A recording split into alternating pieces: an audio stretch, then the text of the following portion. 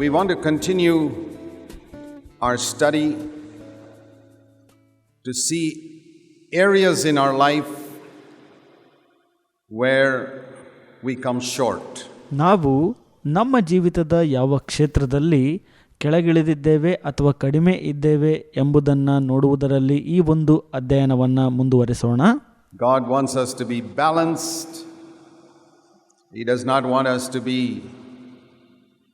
imbalanced where we are very good in one area and defective in other areas. ನಾವು ಸಮತೋಲನದಿಂದ ಕೂಡಿರಬೇಕು ಅಂತ ದೇವರು ಬಯಸುತ್ತಾರೆ. ನಾವು ಒಂದು ಕ್ಷೇತ್ರದಲ್ಲಿ ಚೆನ್ನಾಗಿದ್ದು ಮತ್ತೊಂದು ಕ್ಷೇತ್ರದಲ್ಲಿ ಪರಿಣಾಮಕಾರಿ ಇಲ್ಲದ ಹಾಗೆ ಇರಬಾರದು, ಅಂದರೆ ಅಸಮತೋಲನದಿಂದ ಇರಬಾರದು ಎಂಬುದಾಗಿ ದೇವರು ಬಯಸುತ್ತಾರೆ. When we think of the story of the Pharisee praying in the temple, what he said was true. ಫರಿಸಾಯನು ದೇವರ ಆಲಯದಲ್ಲಿ ಪ್ರಾರ್ಥನೆ ಮಾಡುವುದನ್ನು ನಾವು ನೋಡುವಾಗ ಆತನು ಏನನ್ನ ಹೇಳಿದನಲ್ಲ ಅದು ಸತ್ಯ. He did fast twice a week and pray 3 times a day and paid tithes. Everything he said was true. ಆತನು ಹೇಳಿದಂತೆ ವಾರದಲ್ಲಿ 2 ಬಾರಿ ಉಪವಾಸ ಮಾಡುವಂಥದ್ದು, ದಿನಕ್ಕೆ 3 ಬಾರಿ ಪ್ರಾರ್ಥನೆ ಮಾಡುವಂಥದ್ದು, ದಶಮಾಂಶ ಕೊಡುವಂಥದ್ದೆಲ್ಲ ಸರಿ. But he didn't mention the things that he left out. ಆದರೆ ಆತನು ಬಿಟ್ಟಂತ ಸಂಗತಿಯನ್ನ ಆತನು ಹೇಳಲಿಲ್ಲ. Even Jesus told the Pharisees in Matthew 23, ಮತ್ತಾಯ 23ರಲ್ಲಿ ಯೇಸು ಫರಿಸಾಯರಿಗೆ ಈ ರೀತಿಯಾಗಿ ಹೇಳಿದರು, You have neglected the weightier matters of the law. ನೀವು ನ್ಯಾಯ ಪ್ರಮಾಣದ ಪ್ರಮುಖವಾದವುಗಳನ್ನು ಬಿಟ್ಟಿದ್ದೀರಿ ಎಂದು ಹೇಳಿದರು. Turn to that verse in Matthew's Gospel, chapter 23. ಮತ್ತಾಯನು ಬರೆದ ಸುವಾರ್ತೆ 23ನೇ ಅಧ್ಯಾಯದಲ್ಲಿನ ಆ ವಚನಕ್ಕೆ ತಿರುಗಿಸಿಕೊಳ್ಳೋಣ. They were imbalanced. ಅವರು ಅಸಮತೋಲನದಿಂದ ಕೂಡಿದ್ದರು. They were emphasizing small things and neglecting weightier things.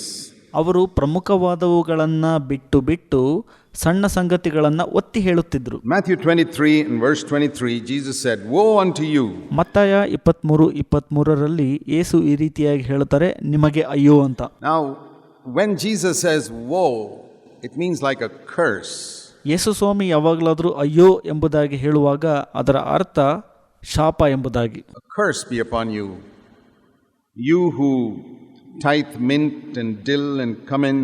Was it wrong to do those things? No. ನಿಮ್ಮ ಮೇಲೆ ಶಾಪ, ಯಾಕಂದರೆ ನೀವು ಮರುಗ, ಪತ್ರೆ, ಸೋಂಪು, ಜೀರಿಗೆಗಳಲ್ಲಿ ದಶಮ ಭಾಗ ಕೊಡುತ್ತೀರಿ. ಅವೆಲ್ಲ ತಪ್ಪ ಹಾಗಾದ್ರೆ? ಇಲ್ಲ. Why should there be a curse on people who do those things? ಈ ಸಂಗತಿಗಳನ್ನು ಮಾಡುವಂಥ ಜನರ ಮೇಲೆ ಯಾಕೆ ಶಾಪ ಅಂತ ಯೇಸು ಹೇಳಿದ್ರು? Because they neglected the weightier provisions of the law. ಯಾಕಂದರೆ ಅವರು ನ್ಯಾಯ ಪ್ರಮಾಣದ ಕೆಲವು ಪ್ರಾಮುಖ್ಯವಾದವುಗಳನ್ನು ಬಿಟ್ಟಿದ್ದರು. They neglected the more important things. ಅವರು ಅತಿ ಪ್ರಮುಖವಾದದ್ದನ್ನ ಕಡೆಗಣಿಸಿ ಬಿಟ್ಟಿದ್ದರು. Like justice and mercy and faithfulness. These are the things you should have done without neglecting the others. ನ್ಯಾಯ ಪ್ರಮಾಣ, ತೀರ್ಪು, ಕರುಣೆ, ನಂಬಿಕೆ ಇವೆಲ್ಲವುಗಳನ್ನು ನೀವು ಮಾಡಬೇಕಾಗಿತ್ತು, ಬೇರೆಯವುಗಳನ್ನು ಕಡೆಗಣನೆ ಮಾಡದೆ. The small things are important, but there are more important things which you are neglecting. ಸಣ್ಣ ಸಂಗತಿಗಳು ಬಹಳ ಪ್ರಮುಖವಾದದ್ದು, ಆದರೆ ಅತಿ ಪ್ರಮುಖವಾದಂಥವುಗಳನ್ನು ನೀವು ಕಡೆಗಣಿಸುತ್ತಿದ್ದೀರಿ ಎಂಬುದಾಗಿ ಯೇಸು ಹೇಳಿದರು. So you boast about doing the small things. ನೀವು ಸಣ್ಣ ಸಂಗತಿಗಳನ್ನು ಮಾಡುವಂಥದ್ದರಲ್ಲಿ ಹೆಚ್ಚಳ ಪಡ್ತಿದ್ದೀರಿ ಎಂಬುದಾಗಿ ಯೇಸು ಹೇಳಿದರು. And you neglect the more important things. ಅತಿ ಪ್ರಮುಖವಾದವುಗಳನ್ನು ನೀವು ಕಡೆಗಣನೆ ಮಾಡ್ತಾ ಇದ್ದೀರಿ ಅಂತ ಹೇಳಿದರು. It's a great danger. ಇದು ಒಂದು ದೊಡ್ಡ ಅಪಾಯ. In our churches where we can glory in certain things which are taught in God's word but which are not the most important things. ನಾವು ನಮ್ಮ ಸಭೆಗಳಲ್ಲಿ ದೇವರ ವಾಕ್ಯದ ಪ್ರಕಾರ ತಿಳಿಸಿಕೊಟ್ಟ ಕೆಲವು ಸಣ್ಣ ಸಂಗತಿಗಳಲ್ಲಿ ನಾವು ಹೆಚ್ಚಳ ಪಡಬಹುದು, ಆದರೆ ಅವುಗಳು ಅತಿ ಪ್ರಮುಖವಾದದ್ದಲ್ಲ. For example, we could be horrified at somebody calling himself pastor. We glory in the fact that, oh, nobody in our church calls himself a pastor. ನೀವು ಯಾರದಾದರೂ ಸಭೆಯಲ್ಲಿ ಯಾರನ್ನಾದರೂ ಪಾಸ್ಟರ್ ಎಂಬುದಾಗಿ ಕರೆಯುವಾಗ ನಿಮಗೆ ಅದು ಒಂಥರ ಅನಿಸಬಹುದು ಮತ್ತು ಹೆಚ್ಚಳ ಪಡಬಹುದು, ನೀವು ಈ ಸತ್ಯದಲ್ಲಿ ನಮ್ಮ ಸಭೆಯಲ್ಲಿ ಆ ಥರ ಹೇಳಲ್ಲ ಅಂತ. ಅದು ಒಳ್ಳೆಯದು. That's great. But if you don't love other people in other denominations, you're worse than the people who call themselves pastor. ನೀವು ಬೇರೆ ಗುಂಪಿನಲ್ಲಿ ಇರುವಂಥ ಜನರನ್ನು ಪ್ರೀತಿಸಲಿಲ್ಲ ಅಂದರೆ ಪಾಸ್ಟರ್ ಎಂದು ಕರೆಯುವಂಥ ಗುಬ್ಬಿಗಿಂತ ನೀವು ಕೆಟ್ಟವರು. You see that? One is more important than the other. ನೀವು ನೋಡಿದ್ರ ಮತ್ತೊಂದಕ್ಕಿಂತ ಇನ್ನೊಂದು ಬಹಳ ಅತಿ ಪ್ರಮುಖವಾದದ್ದು ಅಂತ. Jesus said both you got to do. ಯೇಸು ಸ್ವಾಮಿ ಹೇಳಿದ್ರು ಎರಡನ್ನು ನೀವು ಮಾಡಬೇಕಂತ. You should have done this without neglecting the others. ಮತ್ತೊಂದನ್ನ ಕಡೆಗಣನೆ ಮಾಡದೆ ಎರಡನ್ನೂ ಒಟ್ಟಾಗಿ ಮಾಡಬೇಕು ಅಂತ ಹೇಳಿದ್ರು. Which is more important, sisters, to remove your ornaments or to stop gossiping? ಸಹೋದರಿಯರೇ, ಯಾವುದು ಬಹಳ ಮುಖ್ಯ? ಆಭರಣವನ್ನ ತೆಗೆಯುವುದು ಮುಖ್ಯನಾ ಅಥವಾ ಕಿವಿಯುವುದು ನಿಲ್ಲಿಸೋದು ಮುಖ್ಯನಾ? Meditate on that and think about it. ಇದ್ರ ಬಗ್ಗೆ ಧ್ಯಾನಿಸಿರಿ ಮತ್ತು ಅದರ ಕುರಿತಾಗಿ ಯೋಚಿಸಿರಿ. There are millions of sisters in India and many in our churches who remove their ornaments but who gossip, backbite, who are curious. ಭಾರತದಲ್ಲಿ ಅನೇಕ ಕಡೆ ಕೆಲವು ನಮ್ಮ ಸಭೆಗಳಲ್ಲಿ ಕೂಡ ಸಹೋದರಿಯರು ಆಭರಣಗಳನ್ನು ತೆಗೆದು ಬಿಡ್ತಾರೆ, ಆದರೆ ಕಿವಿ ಊದೋದ್ರಲ್ಲಿ ಮತ್ತು ಹಿಂದ್ಗಡೆ ಮಾತನಾಡೋದ್ರಲ್ಲಿ ಬಹಳ ಕುತೂಹಲವುಳ್ಳವರಾಗಿರ್ತಾರೆ. And they don't see that as wrong. They are a million times more disobedient than those who have not removed their ornaments. ಅವರು ಅದನ್ನು ತಪ್ಪೆಂದು ಎಣಿಸೋದಿಲ್ಲ. ಅಂಥವರು ಆಭರಣಗಳನ್ನು ಧರಿಸುವಂಥ ಸಹೋದರಿಯರಿಗಿಂತ ಹೆಚ್ಚು ಪಟ್ಟು ಅವಿಧೇಯರಾಗಿರುತ್ತಾರೆ. Million times more, but they don't see it. ಮಿಲಿಯನ್ಗಿಂತ ಹೆಚ್ಚು ಪಟ್ಟು ಅವಿಧೇಯರಾಗಿರ್ತಾರೆ, ಆದರೆ ಅವರು ಅದನ್ನು ನೋಡ್ಕೊಳ್ಳೋದಿಲ್ಲ. The weightier matters are ignored, but the small things they glory in. ಸಣ್ಣ ಸಂಗತಿಗಳಲ್ಲಿ ಹೆಚ್ಚಳಪಟ್ಟು ಪ್ರಮುಖವಾದವುಗಳನ್ನು ಬಿಟ್ಟು ಬಿಡುವಂಥದ್ದು, ಅಂದರೆ ಕಡೆಗಣಿಸುವಂಥದ್ದು. Jesus said, "These ought ye to have done." I'm not despising the fact you do the small things. ಯೇಸು ಸ್ವಾಮಿ ಹೇಳ್ತಾ ಇದ್ದಾರೆ, ನೀವು ಸಣ್ಣ ಸಂಗತಿಗಳನ್ನು ಮಾಡ್ತಿದ್ರಲ್ಲ, ಅದರಲ್ಲಿ ನನಗೆ ನಿರ್ಲಕ್ಷ್ಯ ಇಲ್ಲ, ಆದರೆ ಇವುಗಳೊಂದಿಗೆ ಬೇರೆಯವುಗಳನ್ನು ಮಾಡಬೇಕಾದದ್ದು ಅವಶ್ಯ ಅಂತ. But don't neglect the more important things. ಆದರೆ ಅತಿ ಪ್ರಮುಖವಾದವುಗಳನ್ನು ಕಡೆಗಣಿಸಬೇಡ್ರಿ. And it's a tremendous grace from God to be able to get light on these things. ದೇವರಿಂದ ಬರುವಂಥ ಅದ್ಭುತ ಕೃಪೆಯಿಂದ ನಾವು ಈ ಕ್ಷೇತ್ರಗಳಲ್ಲಿ ಬೆಳಕನ್ನು ದೊರಕಿಸಿಕೊಳ್ಳಲು ಶಕ್ತರಾಗುತ್ತೇವೆ. For many years I have believed ಅನೇಕ ವರ್ಷಗಳಿಂದ ನಾನು ನಂಬಿಕೊಂಡಿದ್ದೀನಿ that the mark of walking in the light. ಬೆಳಕಿನಲ್ಲಿ ನಡೆಯುವಂಥದ್ದರ ಗುರುತು ಏನಪ್ಪಾ ಅಂದರೆ, How do you know whether you're walking in the light? ನೀವು ಬೆಳಕಿನಲ್ಲಿ ನಡೀತಾ ಇದ್ದೀರೋ ಇಲ್ವೋ ಅಂತ ಹೇಗೆ ಗೊತ್ತಾಗ್ಬೇಕು ನಿಮಗೆ? I get light on myself. ನನ್ನ ಕುರಿತಾಗಿ ನಾನು ಬೆಳಕನ್ನು ಪಡೆದುಕೊಳ್ಳುತ್ತೇನೆ. That's the meaning of walking in the light. ಅದೇ ಬೆಳಕಲ್ಲಿ ನಡೆಯೋದರ ಅರ್ಥ. If you're standing still in the light, that's another thing. There's no such expression in the Bible of standing still in the light. ನೀವು ಬೆಳಕಿನಲ್ಲೇ ನಿಂತು ಬಿಡೋದು ಎಂಬುದು ಇನ್ನೊಂದು ಅರ್ಥ, ಆದರೆ ಬೆಳಕಿನಲ್ಲೇ ನಿಂತು ಬಿಡೋದು ಎಂಬುದರ ಹೇಳಿಕೆ ಸತ್ಯವೇದದಲ್ಲಿ ಇಲ್ಲ. The Bible speaks about walking in the light. ಸತ್ಯವೇದ ಮಾತನಾಡುತ್ತೆ ಬೆಳಕಿನಲ್ಲಿ ನಡೆಯುವುದು ಎಂಬುದಾಗಿ. Walking means if I'm walking from here to Bombay, then every step I take takes me closer and closer to Bombay. ನಾನು ಇಲ್ಲಿಂದ ಬಾಂಬೆವರೆಗೂ ನಡಿಗೆಯನ್ನು ಆರಂಭಿಸಿದಾಗ ಪ್ರತಿಯೊಂದು ಹೆಜ್ಜೆಯು ನನಗೆ ಬಾಂಬೆಗೆ ಬಹಳ ಹತ್ತಿರವಾಗಿ ಮಾಡುತ್ತೆ. And if I'm walking in the light, it means every step I take, every day of my life, I get closer and closer to God. ನಾನು ಬೆಳಕಿನಲ್ಲಿ ನಡೆಯುವುದರ ಅರ್ಥ ನಾನು ಪ್ರತಿ ನನ್ನ ಜೀವಿತದಲ್ಲಿ ತೆಗೆದುಕೊಳ್ಳುವ ಹೆಜ್ಜೆಯು ದೇವರಿಗೆ ಹತ್ತಿರವಾಗಿ ಮಾಡುತ್ತೆ. Which means I get more and more light on myself. ಅಂದರೆ ನನ್ನ ಕುರಿತಾಗಿ ನಾನು ಹೆಚ್ಚಿನ ಬೆಳಕನ್ನು ದೊರಕಿಸಿಕೊಳ್ಳುತ್ತಾ ಹೋಗುತ್ತೇನೆ. Can you tell me some area where you got light on yourself, not on other people, but on yourself in the last 1 month? ಕಳೆದ 1 ತಿಂಗಳಲ್ಲಿ ನಿಮ್ಮ ಕುರಿತಾಗಿ ನೀವು ಬೆಳಕನ್ನು ಪಡೆದುಕೊಂಡಿದ್ದಲ್ಲಿ ಒಂದು ಸಂಗತಿಯನ್ನು ತಿಳಿಸ್ರಿ. ಇತರರ ಕುರಿತಾಗಲ್ಲ, ನಿಮ್ಮ ಕುರಿತಾಗಿ. Some new area where God gave you light on yourself. ನಿಮ್ಮ ಕುರಿತಾಗಿ ದೇವರು ಬೆಳಕನ್ನ ಒಂದು ಹೊಸ ಕ್ಷೇತ್ರದಲ್ಲಿ ಕೊಟ್ಟಿದ್ರೆ ಅದನ್ನು ಹೇಳ್ರಿ ನೋಡೋಣ. If not, you have to say, I did not walk in the light in the last 1 month. ಇಲ್ಲವಾದಲ್ಲಿ ನೀವು ಹೇಳಬೇಕಾಗತ್ತೆ, ಕಳೆದ 1 ತಿಂಗಳಲ್ಲಿ ನಾನು ಬೆಳಕಿನಲ್ಲಿ ನಡೆಯುತ್ತಿಲ್ಲ ಅಂತ. Maybe you stood still and it's difficult to stand still. ನೀವು ಬೆಳಕಿನಲ್ಲೇ ಒಂದು ವೇಳೆ ನಿಂತಿರಬಹುದು, ಬಹಳ ಕಷ್ಟ ಒಂದೇ ಕಡೆ ನಿಲ್ಲೋದು. Usually those who stand still go backwards. ಒಂದೇ ಕಡೆ ನಿಲ್ಲೋದು ಕ್ರಮೇಣವಾಗಿ ಏನಾಗ್ಬಿಡುತ್ತೆ ಅಂದರೆ ಹಿಂದ್ಗಡೆ ನಡೆದುಕೊಂಡು ಹೋಗೋ ಸಾಧ್ಯತೆ ಇರುತ್ತೆ. So many people, I'm sorry to say, in our own churches, I have observed them over the last 20-25 years. ನಾನು ವಿಷಾದ ವ್ಯಕ್ತಪಡಿಸ್ತೇನೆ. ನಮ್ಮ ಸಭೆಗಳಲ್ಲಿ ಕಳೆದ 25 ವರ್ಷಗಳಿಂದ ನಾನು ಗಮನಿಸಿರೋ ಪ್ರಕಾರ ಇದನ್ನು ಹೇಳುವಾಗ ನಾನು ಬಹಳ ವಿಷಾದ ವ್ಯಕ್ತಪಡಿಸ್ತೀನಿ. They are like good students who get 100% in second standard. 20 years later, they are still in second standard, still getting 100%. They are not evil. ಅವರು 2ನೇ ತರಗತಿಯಲ್ಲಿ ಇರುವಾಗ 100% ದೊರಕಿಸಿಕೊಳ್ತಾ ಇದ್ರು. ಈಗಲೂ ಕೂಡ ಅವರು ಒಳ್ಳೆಯ ವಿದ್ಯಾರ್ಥಿಯಾಗಿದ್ದಾರೆ, ಅದೇ 2ನೇ ತರಗತಿಯಲ್ಲಿಯೇ ಮುಂದುವರಿಯುತ್ತಿದ್ದಾರೆ ಮತ್ತು 100% ಗಳಿಸ್ತಿದ್ದಾರೆ. ಅವರು ಕೆಟ್ಟವರಲ್ಲ. They don't get 50%, they get 100%, but they are in second standard. ಅವರು 50% ಗಳಿಸ್ತಾ ಇಲ್ಲ, 100% ಗಳಿಸ್ತಾ ಇದ್ದಾರೆ, ಆದರೆ ಒಂದೇ ತರಗತಿಯಲ್ಲಿ Will you ಇದ್ದಾರೆ. be happy with your child getting 100% if he's in the same class? ನೀವು ನಿಮ್ಮ ಮಕ್ಕಳಲ್ಲಿ ಸಂತೋಷ ಪಡ್ತೀರಾ? ನಿಮ್ಮ ಮಗು ಒಂದೇ ತರಗತಿಯಲ್ಲಿ 100% ಪಡ್ಕೊಂಡು ಅದೇ ತರಗತಿಯಲ್ಲಿ ಮುಂದುವರೆದು ಬಿಟ್ರೆ? You'd say, I don't want you to get 100% if you're in the same class. ನೀವು ಹೇಳ್ತೀರಿ ಒಂದೇ ತರಗತಿಯಲ್ಲಿ ಇರೋದಾದ್ರೆ 100% ಪಡ್ಕೊಳ್ಳೋ ಅವಶ್ಯಕತೆ ಇಲ್ಲ ಅಂತ. I want you to go to, I would say, I would rather my child gets 80% in 3rd standard than continue in 2nd standard another year and get 100%. ನಾನು ಹೇಳಕ್ಕೆ ಇಷ್ಟಪಡ್ತೀನಿ, ನನ್ನ ಮಗು 2ನೇ ತರಗತಿಯಲ್ಲೇ ಮುಂದುವರೆದು 100% ತೆಗೆದುಕೊಳ್ಳೋದಕ್ಕಿಂತ 3ನೇ ತರಗತಿಗೆ ಹೋಗಿ ಮುಂದುವರೆದು ಅಲ್ಲಿ 80% ತೆಗೆದುಕೊಳ್ಳೋದು ಒಳ್ಳೆಯದು ಅಂತ. I'm sure you agree with me. ನೀವು ನನ್ನೊಟ್ಟಿಗೆ ಒಪ್ಪಿಗೆ ಸೂಚಿಸ್ತೀರಿ ಅಂತ ನಾನು ನಂಬ್ತೇನೆ. And the next year, I'd rather he goes up to 4th standard and gets 70% then still stay in 2nd standard and get 100%. ಅದೇ ಮಗು 100% 2ನೇ ತರಗತಿಯಲ್ಲೇ ತಗೊಂಡು ಅಲ್ಲೇ ಮುಂದುವರಿಯೋದಕ್ಕಿಂತ 4ನೇ ತರಗತಿಗೆ ಹೋಗಿ 70% ತೆಗೆದುಕೊಳ್ಳೋದು ಒಳ್ಳೆಯದು. That is the condition of a lot of our believers. They are good people. They were good people 20 years ago. ಅನೇಕ ವಿಶ್ವಾಸಿಗಳ ಸ್ಥಿತಿ ಹಾಗೇ ಇದೆ. ಅವರು ಒಳ್ಳೆಯ ಜನರೇ, 20 ವರ್ಷ ಆದರೂ ಕೂಡ ಅವರು ಹಾಗೇ ಇದ್ದಾರೆ. But they haven't got any more light on themselves. ಆದರೆ ಅವರ ಕುರಿತಾಗಿ ಅವರು ಬೆಳಕನ್ನು ದೊರಕಿಸಿಕೊಳ್ಳುತ್ತಿಲ್ಲ. They didn't go to movies 20 years ago. They don't go today. Some of them do. They've gone backwards from 2nd standard to 1st standard. ಅವರು 20 ವರ್ಷದ ಹಿಂದೆ ಚಲನಚಿತ್ರಗಳಿಗೆ ಹೋಗ್ತಾ ಇರಲಿಲ್ಲ, ಈಗಲೂ ಹೋಗಲ್ಲ. ಕೆಲವರು ಹೋಗಿರ್ಬೋದು. ಅಂಥವರು 2ನೇ ತರಗತಿಯಿಂದ 1ನೇ ತರಗತಿಗೆ ಹಿಂತಿರುಗ್ತಾ ಇದ್ದಾರೆ. It's sad when you see how many people, even many elder brothers, not getting light on themselves. ಇದು ಒಂದು ದುಃಖಕರ ಸಂಗತಿ. ಅನೇಕ ವಿಶ್ವಾಸಿಗಳು, ಅನೇಕ ಸಭಾ ಹಿರಿಯರು ತಮ್ಮ ಕುರಿತಾಗಿ ಬೆಳಕನ್ನು ಪಡೆದುಕೊಳ್ಳುತ್ತಿಲ್ಲ.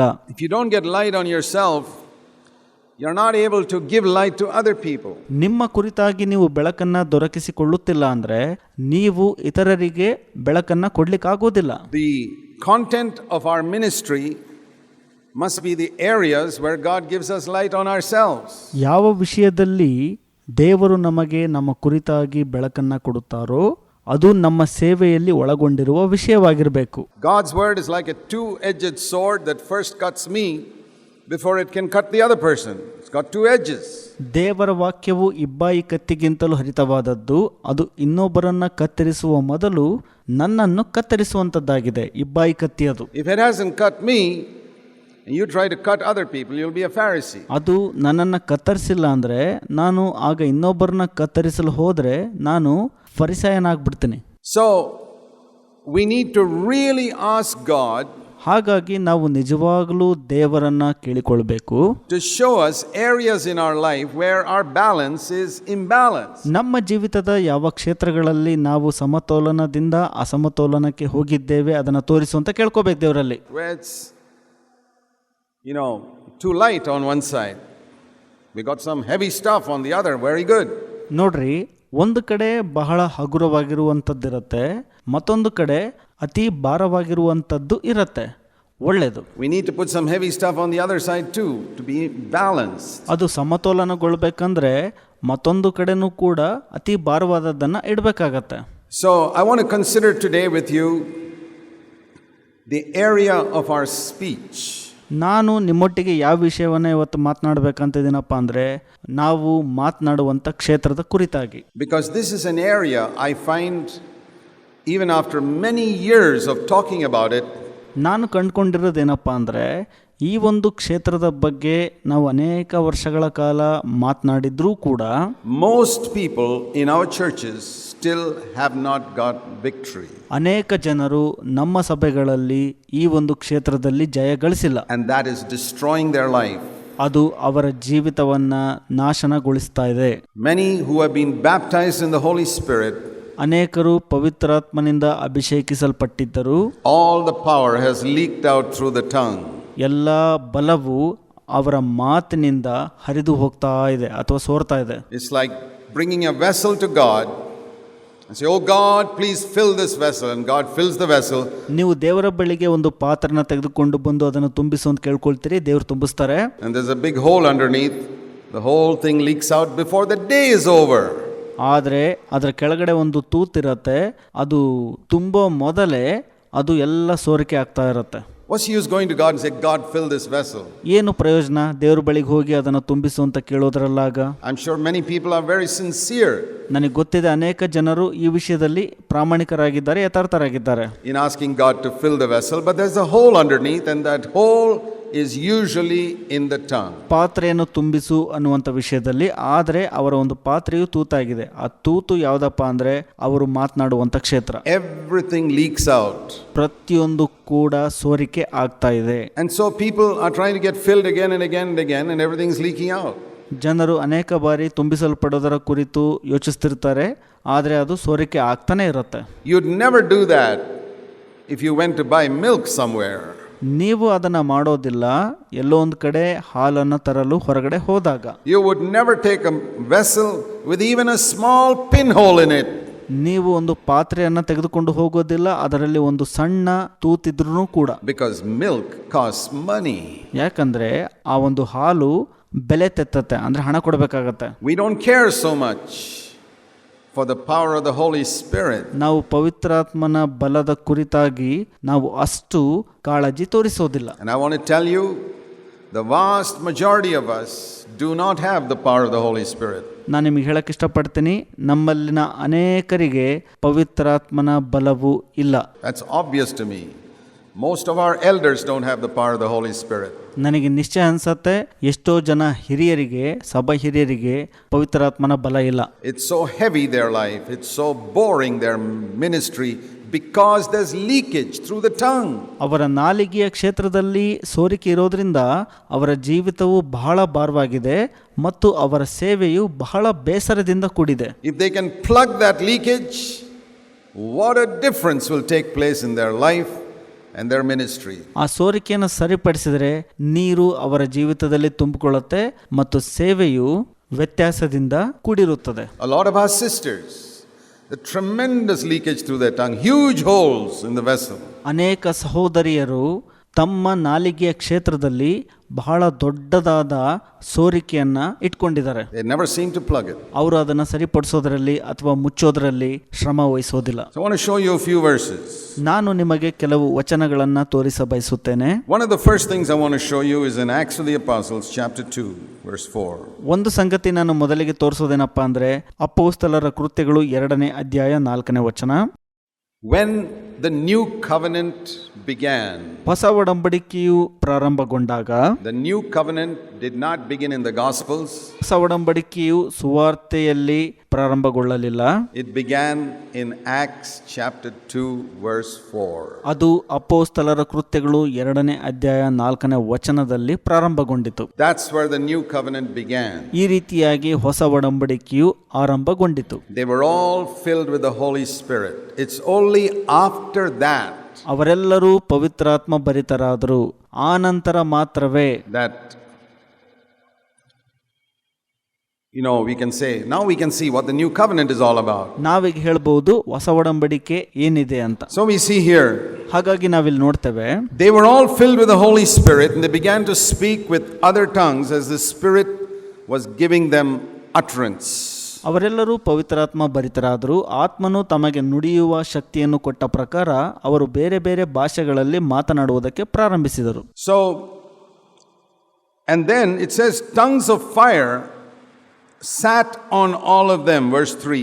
3ನೇ ವಚನದಲ್ಲಿ ಹೇಳೋ ಪ್ರಕಾರ ಆ ಒಂದು ವಿಂಗಡಿಸಲ್ಪಟ್ಟ ನಾಲಿಗೆಗಳು ಬೆಂಕಿಯಂತೆ ಅವರಿಗೆ ಕಾಣಿಸಿಕೊಂಡಿತು ಅಂತ. Tongues of fire sat on all their heads, 120 of them. ಅವರಲ್ಲಿನ 120 ಜನರ ಮೇಲೆ ಆ ಒಂದು ನಾಲಿಗೆಗಳು ಬೆಂಕಿಯಂತೆ ಅವರಿಗೆ ಕಾಣಿಸಿಕೊಂಡು ಅವರ ಮೇಲೆ ಕುಳಿತುಕೊಂಡಿತು. It was not a hand of fire, it was not a leg of fire. These are all important parts of the body. ಅದು ಬೆಂಕಿಯ ಕೈ, ಬೆಂಕಿಯ ಕಾಲು ಅಲ್ಲ, ಅವೆಲ್ಲ ದೇಹದ ಪ್ರಮುಖ ಭಾಗಗಳು. Not a ear of fire, not an eye of fire. ಬೆಂಕಿಯ ಕಣ್ಣು, ಬೆಂಕಿಯ ಕಿವಿ ಅಲ್ಲ. It was a tongue of fire. ಬೆಂಕಿಯ ನಾಲಿಗೆಯು ಅಂತ ಇದೆ ಅಲ್ಲಿ. By which God was saying, ಅಲ್ಲಿ ದೇವರು ಅದರಿಂದ ಹೇಳ್ತಾ ಇದ್ದಾರೆ, in this new covenant age, ಈ ಒಂದು ಹೊಸ ಒಡಂಬಡಿಕೆಯ ಜನಾಂಗದವರೊಳಗೆ the part of the body which you have to be most careful about is your tongue. ನಿಮ್ಮ ದೇಹದ ಯಾವ ಭಾಗದಲ್ಲಿ ನೀವು ಬಹಳ ಎಚ್ಚರಿಕೆಯಿಂದ ಇರಬೇಕಪ್ಪ ಅಂತಂದ್ರೆ ಅದು ನಿಮ್ಮ ನಾಲಿಗೆಯಲ್ಲಿ.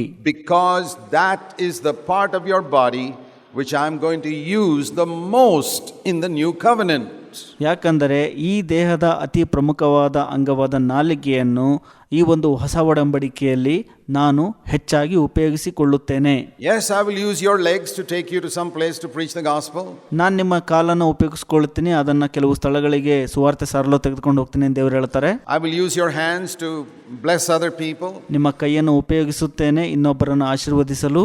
I will use your eyes to read God's word and to see visions. ನೀವು ದರ್ಶನಗಳನ್ನು ನೋಡಲು ಅನುಕೂಲವಾಗುವಂತೆ ನಿಮ್ಮ ಕಣ್ಣುಗಳನ್ನು ಉಪಯೋಗಿಸಿಕೊಳ್ಳುತ್ತೇನೆ ದೇವರ ವಾಕ್ಯ ಓದಲು. I will use your ears to hear the troubles of others so you can comfort them. ನೀವು ಇತರರ ಕಷ್ಟಗಳನ್ನು ಕೇಳಿ ಅವರನ್ನ ಸಂತೈಸಲು ನಿಮ್ಮ ಕಿವಿಗಳನ್ನು ಉಪಯೋಗಿಸಿಕೊಳ್ಳುತ್ತೇನೆ. But above all these things, I'm going to use the tongue. ಆದರೆ ಇವೆಲ್ಲಕ್ಕಿಂತ ಹೆಚ್ಚಾಗಿ ನಾನು ನಿಮ್ಮ ನಾಲಿಗೆಯನ್ನು ಉಪಯೋಗಿಸುತ್ತೇನೆ ಅಂತ ದೇವರು ಹೇಳ್ತಾರೆ. I don't think many of us have understood it.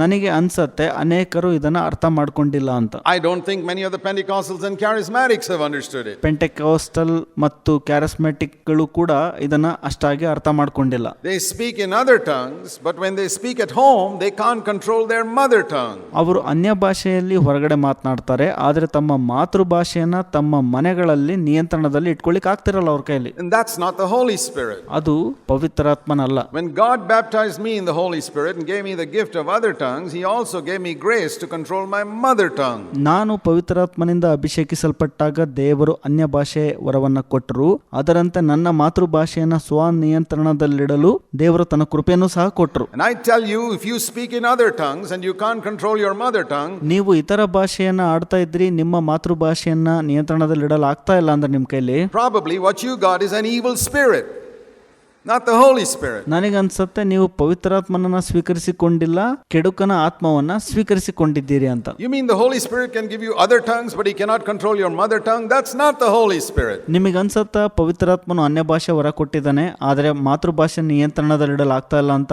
ಹಾಗಿದ್ರೆ ಅದು ಪವಿತ್ರಾತ್ಮ ಅಲ್ಲ. That's why I don't believe that 90% of the tongues I hear in Charismatics and Pentecostals is the Holy Spirit. It cannot be, because then I see them getting angry and losing their temper at others. ಅದಕ್ಕಾಗಿ ನಾನು ನಂಬೋದಿಲ್ಲ ಕ್ಯಾರಿಸ್ಮೆಟಿಕ್ ಮತ್ತು ಪೆಂಟೆಕೋಸ್ಟಲ್ ಕೆಲವು ಸಭೆಗಳಲ್ಲಿ ಜನರು ಮಾತನಾಡುವಂತ ಅನ್ಯ ಭಾಷೆಯು ಪವಿತ್ರಾತ್ಮನಿಂದ ಬಂದಿದೆ ಅಂತ. ಯಾಕಂದ್ರೆ ಅವರು ಇತರರ ಮೇಲೆ ಬೇಗ ಕೋಪವನ್ನ ಮಾಡ್ಕೊಳ್ತಾರೆ ಮತ್ತು ತಮ್ಮ ಶಾಂತತೆಯನ್ನ ಕಳ್ಕೊಂಡ್ಬಿಡ್ತಾರೆ. I say that can't be the Holy Spirit. You can't switch on and switch off like a fan. You can switch on and switch off. Light you can switch on and switch off.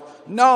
ನೀವು ಒಂದು fan ರೀತಿಯಲ್ಲಿ ಅಥವಾ ಬೆಳಕಿನ ರೀತಿಯಲ್ಲಿ switch off ಮಾಡುವುದು, on ಮಾಡುವುದು ಆ ರೀತಿಯಾಗಿರುವುದಿಲ್ಲ. ಅದು ಪವಿತ್ರಾತ್ಮನಲ್ಲ. ಅದು There's a tremendous amount of counterfeit in the world today. ಇಡೀ ಲೋಕದಲ್ಲಿ ಇವತ್ತು ಬಹಳಷ್ಟು ನಕಲಿತನ ಎಂಬುವಂಥದ್ದು ಬಂದಿದೆ. Because they don't study the scriptures. ಯಾಕಂದ್ರೆ ಅವರು ದೇವರ ವಾಕ್ಯವನ್ನ ಅಧ್ಯಯನ ಮಾಡೋದಿಲ್ಲ. ಅದಕ್ಕಾಗಿ Let me turn to you to another verse which is not found in the Old Testament. ಮತ್ತೊಂದು ವಚನವನ್ನ ನಿಮಗೆ ತೋರಿಸಲಿಕ್ಕೆ ಇಷ್ಟಪಡ್ತಾನೆ, ಅದು ಹಳೆ ಒಡಂಬಡಿಕೆಯಲ್ಲಿ ಕಂಡು ಬಂದಿಲ್ಲ. James chapter 1. ಯಾಕೋಬ 1ನೇ ಅಧ್ಯಾಯ. I want you to see the importance of this. ಇದರ ಪ್ರಾಮುಖ್ಯತೆ ಕುರಿತಾಗಿ ನೀವು ನೋಡಬೇಕು ಅಂತ ನಾನು ಇಷ್ಟಪಡ್ತೇನೆ. I've spoken on it many times, but I'll tell you this. ನಾನು ಇದರ ಕುರಿತಾಗಿ ಅನೇಕ ಬಾರಿ ಹೇಳಿದ್ದೇನೆ, ಮತ್ತೆ ನಾನು ನಿಮಗೂ ಕೂಡ ಈ ರೀತಿಯಾಗಿ ಹೇಳ್ತೀನಿ. ಮತ್ತೆ The vast majority of believers in our church just have not understood the seriousness of sin. ನಮ್ಮ ಸಭೆಯಲ್ಲಿನ ಬಹಳಷ್ಟು ಮಂದಿ ಈ ವಿಷಯವಾಗಿ ಗಂಭೀರತೆಯನ್ನ ಹೊಂದಿಲ್ಲ. That is why they don't have power. ಅದಕ್ಕಾಗಿ ಅವರಲ್ಲಿ ಬಲವು ಇಲ್ಲ. They pray, they get somebody to lay hands on them, pray for them, they go to meetings, pray for the fullness of the Holy Spirit, all leaks out through the tongue. ಅವರು ಪ್ರಾರ್ಥನೆ ಮಾಡ್ತಾರೆ, ಇತರರ ಮೇಲೆ ಕೈ ಇಟ್ಟು ಪ್ರಾರ್ಥನೆ ಮಾಡ್ತಾರೆ, ಕೂಟಗಳಿಗೆ ಹೋಗ್ತಾರೆ, ಪವಿತ್ರಾತ್ಮನ ತುಂಬುವಿಕೆಗೆ ಕೇಳ್ಕೊಳ್ತಾರೆ, ಆದ್ರೆ ಅವೆಲ್ಲ ನಾಲಿಗೆಯಿಂದ ಸೋರಲ್ಪಡ್ತಾ ಇದೆ. Please plug that today permanently. ಅದನ್ನ ಶಾಶ್ವತವಾಗಿ ಪರಿಹರಿಸಿರಿ, ಆ ಸೋರಿಕೆಯನ್ನ ನಿಲ್ಲಿಸಿರಿ. James chapter 1 verse 26.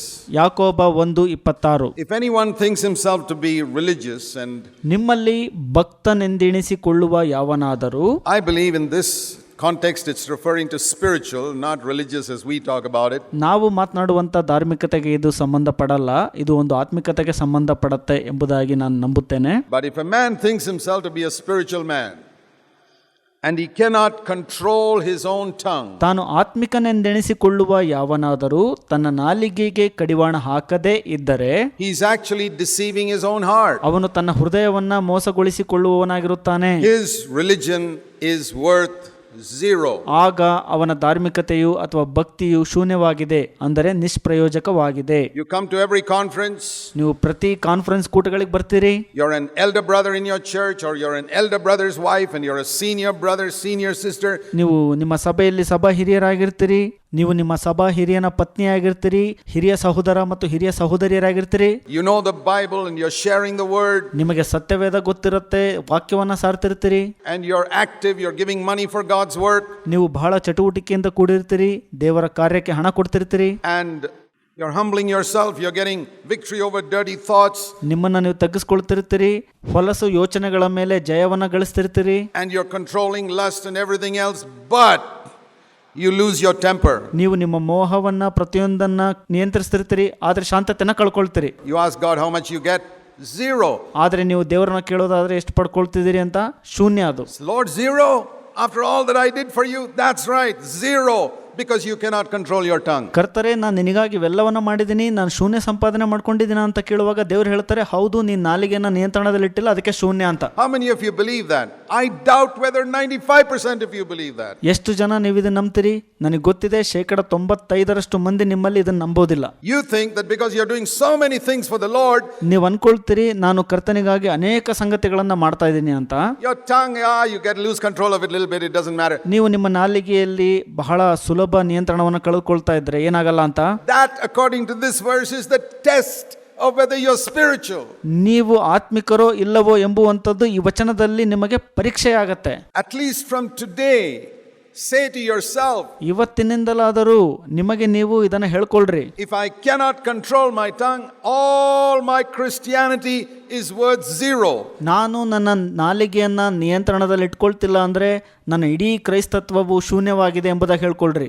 If necessary, write it on a piece of paper, put it in front of your bedroom or table or somewhere. ಅವಶ್ಯಕತೆ ಬಿದ್ದಲ್ಲಿ ನೀವು ಒಂದು ಪೇಪರ್ನಲ್ಲಿ ಇದನ್ನ ಬರೆದುಬಿಟ್ಟು ನಿಮ್ಮ ಎದುರುಗಡೆ ಮೇಜಿನಲ್ಲಾಗ್ಬೋದು ಅಥವಾ ಬೆಡ್ನಲ್ಲಾಗ್ಬೋದು ಅದನ್ನ ಇಟ್ಕೊಳ್ರಿ ಮುಂದೆ. Where every morning you'll get up and read it. ಪ್ರತಿ ಮುಂಜಾನೆ ನೀವು ಎದ್ದು ಅದನ್ನ ಓದ್ರಿ. If I cannot control my tongue today, all my Christianity is no better than any other religion in the world.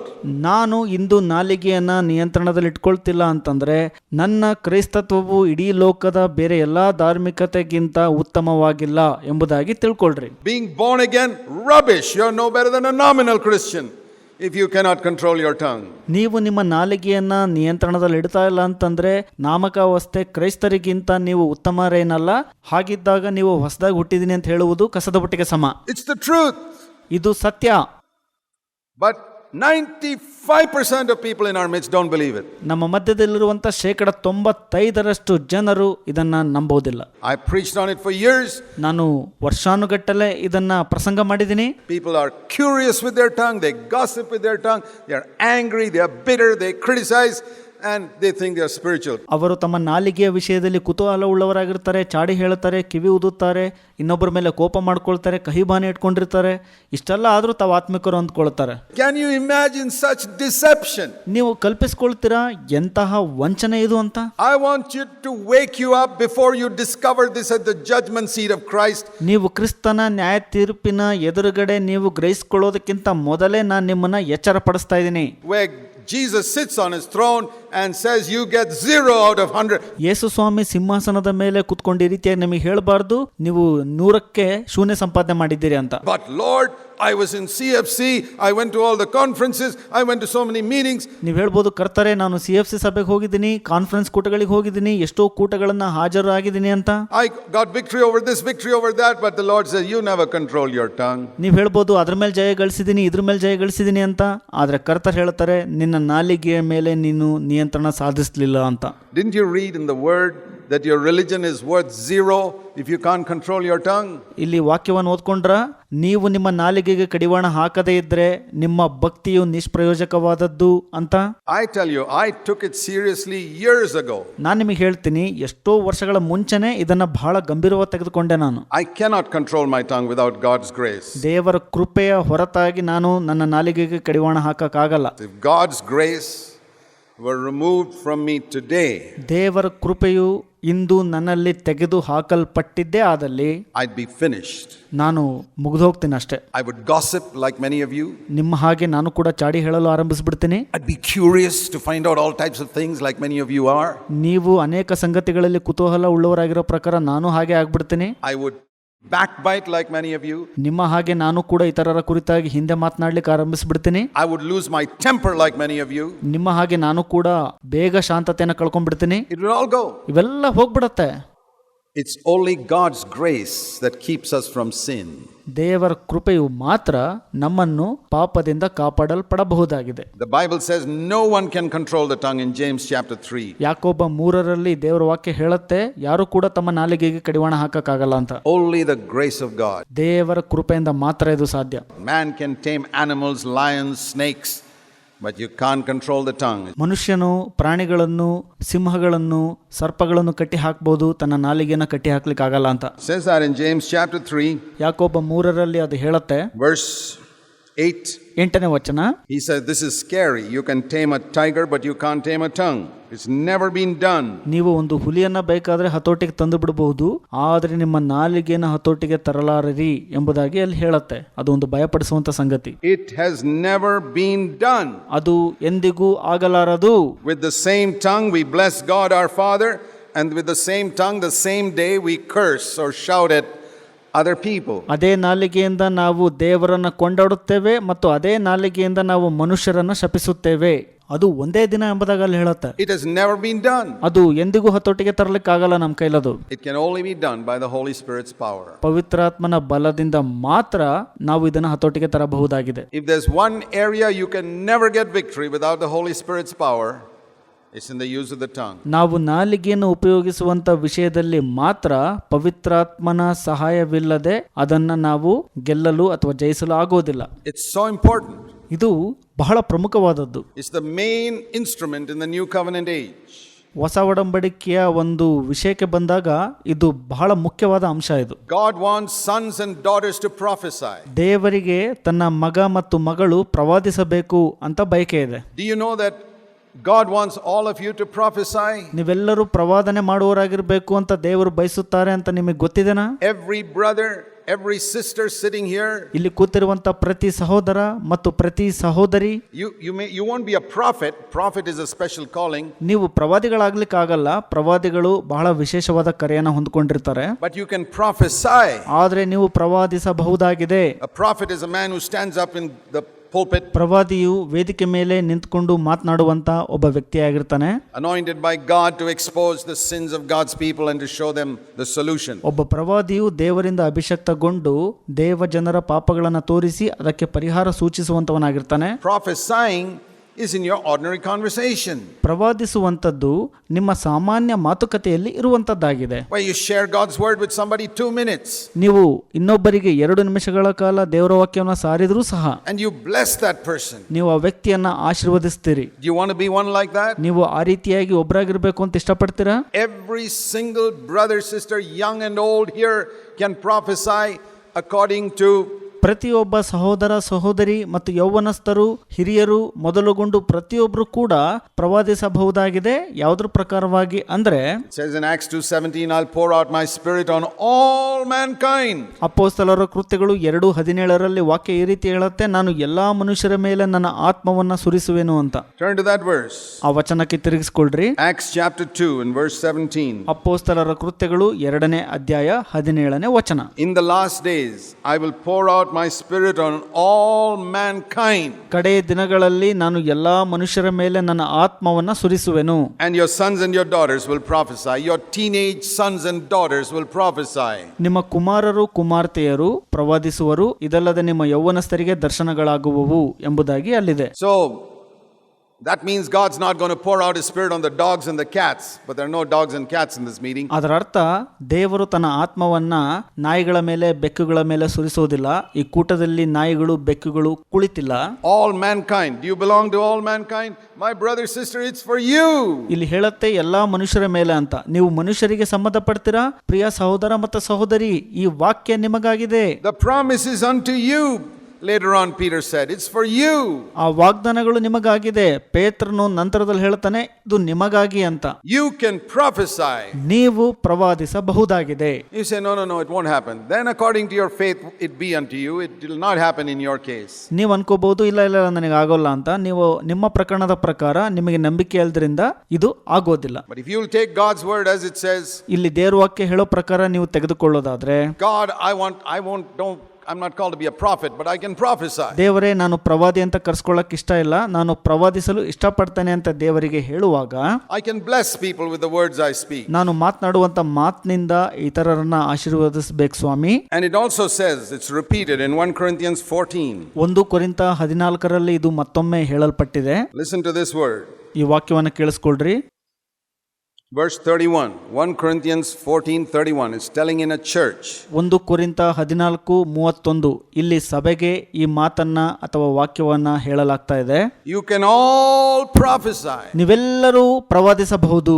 You don't need a clearer word than that in scripture. ವಾಕ್ಯದಲ್ಲಿ ಇದಕ್ಕಿಂತ ಸ್ಪಷ್ಟ ವಚನ ನಿಮಗೆ ಬೇಕಾಗಿಲ್ಲ ಅಂತ ಅಂದ್ಕೊಳ್ತೀನಿ. You can all prophesy one by one. ನೀವೆಲ್ಲರೂ ಒಬ್ಬೊಬ್ಬರಾಗಿ ಪ್ರವಾದಿಸಬಹುದು. Because some of our elder brothers have got a brethren type of background. ಯಾಕಂದ್ರೆ ನಮ್ಮಲ್ಲಿನ ಕೆಲವು ಸಭಾ ಹಿರಿಯರು ಬ್ರದರನ್ ರೀತಿಯ ಹಿನ್ನೆಲೆಯಿಂದ ಬಂದಿರಬಹುದಾಗಿದೆ. They have stifled the voices of the sisters in our assemblies for many years. ಅನೇಕ ವರ್ಷಗಳ ಕಾಲ ನಮ್ಮ ಸಭೆಯಲ್ಲಿನ ಆ ಒಂದು ಸಹೋದರಿಯರ ಸ್ವರವನ್ನ ನಿಲ್ಲಿಸ್ಬಿಟ್ಟಿದ್ರು, ಅಂದ್ರೆ ಮಾತಾಡಕ್ ಬಿಡ್ತಿರ್ಲಿಲ್ಲ. I've always been against it. ನಾನು ಯಾವಾಗಲೂ ಅದರ ವಿರುದ್ಧವಾಗಿದ್ದೆ. But what can I do? ನಾನು ಏನ್ ಮಾಡ್ಲಿ ಹಾಗಾದ್ರೆ? I'm faced up with a massive number of elder brothers who will never allow their sisters to say anything. ನಮ್ಮ ಸಭೆಯಲ್ಲಿನ ಹಿರಿಯರು ಅನೇಕ ಸಂಖ್ಯೆಯಲ್ಲಿ ಸಹೋದರಿಯರನ್ನ ಮಾತನಾಡಲು ಅನುಮತಿಸ್ತಿರ್ಲಿಲ್ಲ. ನಾನು ಅದನ್ನ ನೋಡಿದ್ದೀನಿ. Except get up and say amen. ಎದ್ದು ಆಮೆನ್ ಅಂತ ಹೇಳೋಕೆ ಮಾತ್ರ ಅವಕಾಶ ಇರ್ತಾ ಇತ್ತಲ್ಲಿ. When the Bible says they should prophesy. ಸತ್ಯವೇದ ಹೇಳುವಾಗ ನೀವು ಪ್ರವಾದಿಸಬೇಕು ಅಂತ. Well, you are answerable before God. ನೀವೆಲ್ಲರೂ ಕೂಡ ದೇವರಿಗೆ ಉತ್ತರ ಕೊಡುವವರಾಗಿರ್ತೀರಿ. For hindering God's word and God's work in your church. ದೇವರ ವಾಕ್ಯವನ್ನ ಮತ್ತು ದೇವರ ಕಾರ್ಯವನ್ನ ನೀವು ಅಡ್ಡಿ ಮಾಡ್ತಾ ಇದ್ದೀರಿ ನಿಮ್ಮ ಸಭೆಗಳಲ್ಲಿ ಅಂತ ಹೇಳಿದೆ. And I believe that's the reason why many of our younger sisters are suffering. ನಾನು ನಂಬ್ತೀನಿ ಅದಕ್ಕಾಗಿ ನಮ್ಮಲ್ಲಿನ ಅನೇಕ ಯೌವನಸ್ಥ ಸಹೋದರಿಯರು ಬಾಧೆ ಪಡ್ತಾ ಇದ್ದಾರೆ ಅಥವಾ ಕಷ್ಟ ಪಡ್ತಾ ಇದ್ದಾರೆ ಅಂತ. Because the elder brothers have stifled the older sisters from prophesying for many years. ಯಾಕಂದ್ರೆ ಹಿರಿಯರು ಅನೇಕ ವರ್ಷಗಳಿಂದ ಹಿರಿಯ ಸಹೋದರಿಯರನ್ನ ಪ್ರವಾದಿಸುವುದಕ್ಕೆ ಅನುಮತಿಸಿಲ್ಲ ಅಥವಾ ಬಿಟ್ಟಿಲ್ಲ. ಅದಕ್ಕಾಗಿ And you keep a person quiet for years and then you suddenly try to open their mouth, you can't do it. ನೀವು ಅನೇಕ ವರ್ಷಗಳ ಕಾಲ ಒಬ್ಬ ವ್ಯಕ್ತಿಯನ್ನ ಮೌನವಾಗಿರಿಸಿ ತಕ್ಷಣಕ್ಕೆ ಅವರ ಬಾಯನ್ನು ತೆರೆಸುವಂತ ಪ್ರಯತ್ನ ಮಾಡಿದ್ರೆ ಅದು ಆಗಲ್ಲ. ಅದು My dear brothers, get rid of your brethren theology. ನನ್ನ ಪ್ರಿಯ ಸಹೋದರರೇ, ನಿಮ್ಮ ಬ್ರದರನ್ ರೀತಿಯ ವಿಧಗಳಿಂದ ಹೊರಗೆ ಬನ್ರಿ. Come to the scriptures. ವಾಕ್ಯಕ್ಕೆ ಬನ್ರಿ. Read the scriptures. We got traditions which are totally unscriptural. ವಾಕ್ಯವನ್ನ ಓದ್ರಿ. ಆ ಒಂದು ಸಂಪ್ರದಾಯಗಳನ್ನ ನೀವೇನ್ ಹೇಳ್ತಾ ಇದ್ದೀರಲ್ಲ ಅದೆಲ್ಲ ವಾಕ್ಯಗಳಲ್ಲಿ ಹೇಳಲ್ಪಟ್ಟಿಲ್ಲ. Our brothers and sisters must prophesy. ನಮ್ಮ ಪ್ರಿಯ ಸಹೋದರ ಮತ್ತು ಸಹೋದರಿಯರು ಪ್ರವಾದಿಸುವವರಾಗಿರಬೇಕು. They are not prophets, they are not elders, they are not called to teach. That's clear. ಅವರು ಪ್ರವಾದಿಗಳಲ್ಲ, ಅವರು ಹಿರಿಯರಲ್ಲ ಮತ್ತು ಬೋಧನೆ ಮಾಡಲು ಕರೆದಿಲ್ಲ, ಅದು ಸ್ಪಷ್ಟವಾಗಿದೆ. But they must be encouraged to prophesy. ಅವರೆಲ್ಲರೂ ಪ್ರೋತ್ಸಾಹಿಸಲ್ಪಡಬೇಕು ಪ್ರವಾದಿಸುವುದಕ್ಕಾಗಿ. Young brothers, young sisters, older brothers, older sisters must prophesy. ಯೌವನಸ್ಥ ಸಹೋದರ ಸಹೋದರಿ, ಹಿರಿಯ ಸಹೋದರ ಮತ್ತು ಸಹೋದರಿ ಎಲ್ಲರೂ ಪ್ರವಾದಿಸುವವರಾಗಿರಬೇಕು. You need only 2 minutes. ನಿಮಗೆ 2 ನಿಮಿಷಗಳ ಕಾಲಾವಕಾಶ ಮಾತ್ರ ಸಾಕು. But you got to control your tongue. ಆದರೆ ಅದಕ್ಕಿಂತ ಮೊದಲು ನೀವು ನಿಮ್ಮ ನಾಲಿಗೆಯನ್ನ ನಿಯಂತ್ರಣದಲ್ಲಿಡಬೇಕು. You don't do that, ನೀವು ಅದನ್ನು ಮಾಡಲಿಲ್ಲ ಅಂದ್ರೆ you can't. ನಿಮಗೆ ಬೇರೆ ಏನು ಮಾಡ್ಲಿಕ್ಕಾಗಲ್ಲ. See what the Lord told Jeremiah in chapter 15 of Jeremiah. ಕರ್ತನು ಯೆರೆಮೀಯ 15ರಲ್ಲಿ ಏನು ಹೇಳಿದ್ರು ಅದನ್ನು ನೋಡ್ರಿ. Jeremiah chapter 15 ಯೆರೆಮೀಯ 15ನೇ ಅಧ್ಯಾಯ and verse 19. 19ನೇ ವಚನ. The same spirit that rested on Jeremiah ಯೆರೆಮೀಯನಲ್ಲಿ ನೆಲೆಸಿದ್ದ ಅದೇ ಆತ್ಮನು is the spirit that in the new covenant God has poured upon all mankind. ದೇವರು ಅದೇ ಹೊಸ ಒಡಂಬಡಿಕೆಯ ಆತ್ಮವನ್ನು ಎಲ್ಲಾ ಮನುಷ್ಯರ ಮೇಲೆ ಸುರಿಸಿದ್ದಾನೆ. What did God tell Jeremiah? ದೇವರು ಯೆರೆಮೀಯನಿಗೆ ಏನಂತ ಹೇಳಿದ್ರು? You can't be my mouthpiece or my spokesman easily. Verse 19. 19ನೇ ವಚನ. ನೀನು ನನ್ನ ಬಾಯಿಯಾಗಲಿ ಅಥವಾ ನನ್ನ ಮಾತನ್ನ ಹೇಳುವವನಾಗಿರಲಿ ಆಗಿರುವುದಿಲ್ಲ. If you return and stand before me, ನೀನು ಹಿಂತಿರುಗಿ ನನ್ನ ಎದುರುಗಡೆ ನಿಂತಲ್ಲಿ, I tell you, if you want to prophesy, you got to learn to stand before God all the time. ನೀನು ಪ್ರವಾದಿಸುವುದನ್ನ ಕಲಿಬೇಕು ಅಂತ ಆದ್ರೆ ದೇವರ ಎದುರುಗಡೆ ಯಾವಾಗಲೂ ನಿಲ್ಲುವಂಥದ್ದನ್ನ ಮೊದಲು ಕಲಿಬೇಕು ಎಂಬುದಾಗಿ ಅಲ್ಲಿ ಹೇಳುತ್ತೆ. All the time when you speak to your wife at home, remember Jesus is there listening to what you're saying. ನಿಮ್ಮ ಹೆಂಡತಿಯೊಟ್ಟಿಗೆ ನೀವು ಮಾತನಾಡುವಂಥ ವಿಷಯ ಬಂದಾಗ ಯೋಚಿಸ್ರಿ, ಅಲ್ಲಿ ಯೇಸು ಸ್ವಾಮಿ ಇದ್ದಾರೆ, ನೀವು ಮಾತನಾಡುವಂಥದ್ದನ್ನ ಕೇಳಿಸ್ಕೊಳ್ತಿದ್ದಾರೆ ಅಂತ. When you speak to your husband at home, remember Jesus is there listening to what you're saying. ನಿಮ್ಮ ಗಂಡನೊಟ್ಟಿಗೆ ನೀವು ಮಾತನಾಡುವಂಥ ವಿಷಯ ಬಂದಾಗ ನೆನೆಸ್ಕೊಳ್ರಿ, ಅಲ್ಲಿ ಯೇಸು ಸ್ವಾಮಿ ಇದ್ದಾರೆ, ನೀವು ಮಾತನಾಡುವಂಥದ್ದನ್ನ ಕೇಳಿಸ್ಕೊಳ್ತಾ ಇದ್ದಾರೆ ಅಂತ. You are so careful in the way you speak to your husband or wife. If a brother is standing there, ಅಲ್ಲಿ ಒಬ್ಬ ಸಹೋದರ ನಿಂತ್ಕೊಂಡಿದ್ದಾನೆ ಅಂದ್ರೆ ಗಂಡ ಮತ್ತು ಹೆಂಡತಿಯರು ಮಾತನಾಡುವಂಥ ವಿಷಯದಲ್ಲಿ ಬಹಳ ಜಾಗರೂಕರಾಗಿರ್ತೀರಿ. why can't you be more careful when Jesus is standing there? ಯೇಸು ಸ್ವಾಮಿಯಲ್ಲಿ ನಿಂತುಕೊಂಡಿರುವಾಗ ನೀವು ಹೆಚ್ಚು ಇನ್ನೂ ಜಾಗರೂಕರಾಗಿ ಯಾಕೆ ಇರಬಾರದು ನೀವು? The Lord says you got to stand before me if you want to be my spokesman. ನೀನು ನನ್ನ ಮಾತುಗಾರನು ಆಗಬೇಕು ಅಂತ ಅಂದ್ರೆ ನೀನು ನನ್ನ ಎದುರುಗಡೆ ನಿಲ್ಲಬೇಕು ಅಂತ ದೇವ್ರು ಹೇಳ್ತಾರೆ ಅಲ್ಲಿ. Develop the habit of standing before Jesus. ಯೇಸುವಿನ ಎದುರುಗಡೆ ನಿಲ್ಲುವಂತ ಹವ್ಯಾಸವನ್ನ ಯಾವಾಗಲೂ ರೂಢಿ ಮಾಡ್ಕೊಳ್ರಿ. When you correct your children, remember Jesus is there. ನಿಮ್ಮ ಮಕ್ಕಳನ್ನ ತಿದ್ದುವಂತ ವಿಷಯ ಬಂದಾಗ ನೆನಪು ಮಾಡಿಕೊಳ್ಳ್ರಿ, ಅಲ್ಲಿ ಯೇಸು ಸ್ವಾಮಿ ಇದ್ದಾರೆ ಅಂತ. Should we correct our children? Yes, but in the presence of Jesus. ನಮ್ಮ ಮಕ್ಕಳನ್ನ ತಿದ್ದಬೇಕಾ? ಖಂಡಿತ, ಆದ್ರೆ ಯೇಸುವಿನ ಸಮ್ಮುಖದಲ್ಲಿ. Everything must be done in the presence of the Lord. ಪ್ರತಿಯೊಂದು ಕೂಡ ಯೇಸುವಿನ ಸಮ್ಮುಖದಲ್ಲಿಯೇ ನಡೆಯಬೇಕು. I tell you, we'll have a lot of spiritual people in our church if you just practice this one thing. Lord, I want to do everything in your presence. ಯೇಸುವೆ, ನಾನು ಪ್ರತಿಯೊಂದನ್ನು ನಿಮ್ಮ ಸಮ್ಮುಖದಲ್ಲಿಯೇ ಮಾಡಬೇಕು ಎಂದು ಹೇಳುವುದನ್ನ ಅಭ್ಯಾಸ ನೀವು ಮಾಡಿಕೊಂಡಿದ್ದೇ ಆದಲ್ಲಿ ಸಭೆಯಲ್ಲಿ ಎಷ್ಟೋ ಜನ ನೀವು ಆತ್ಮಿಕರಾಗಿ ಹೊರಹೊಮ್ಮುತ್ತೀರಿ. You will stand before me, and the next thing you got to do, ನೀವು ನನ್ನ ಎದುರುಗಡೆ ನಿಲ್ಲಬೇಕು.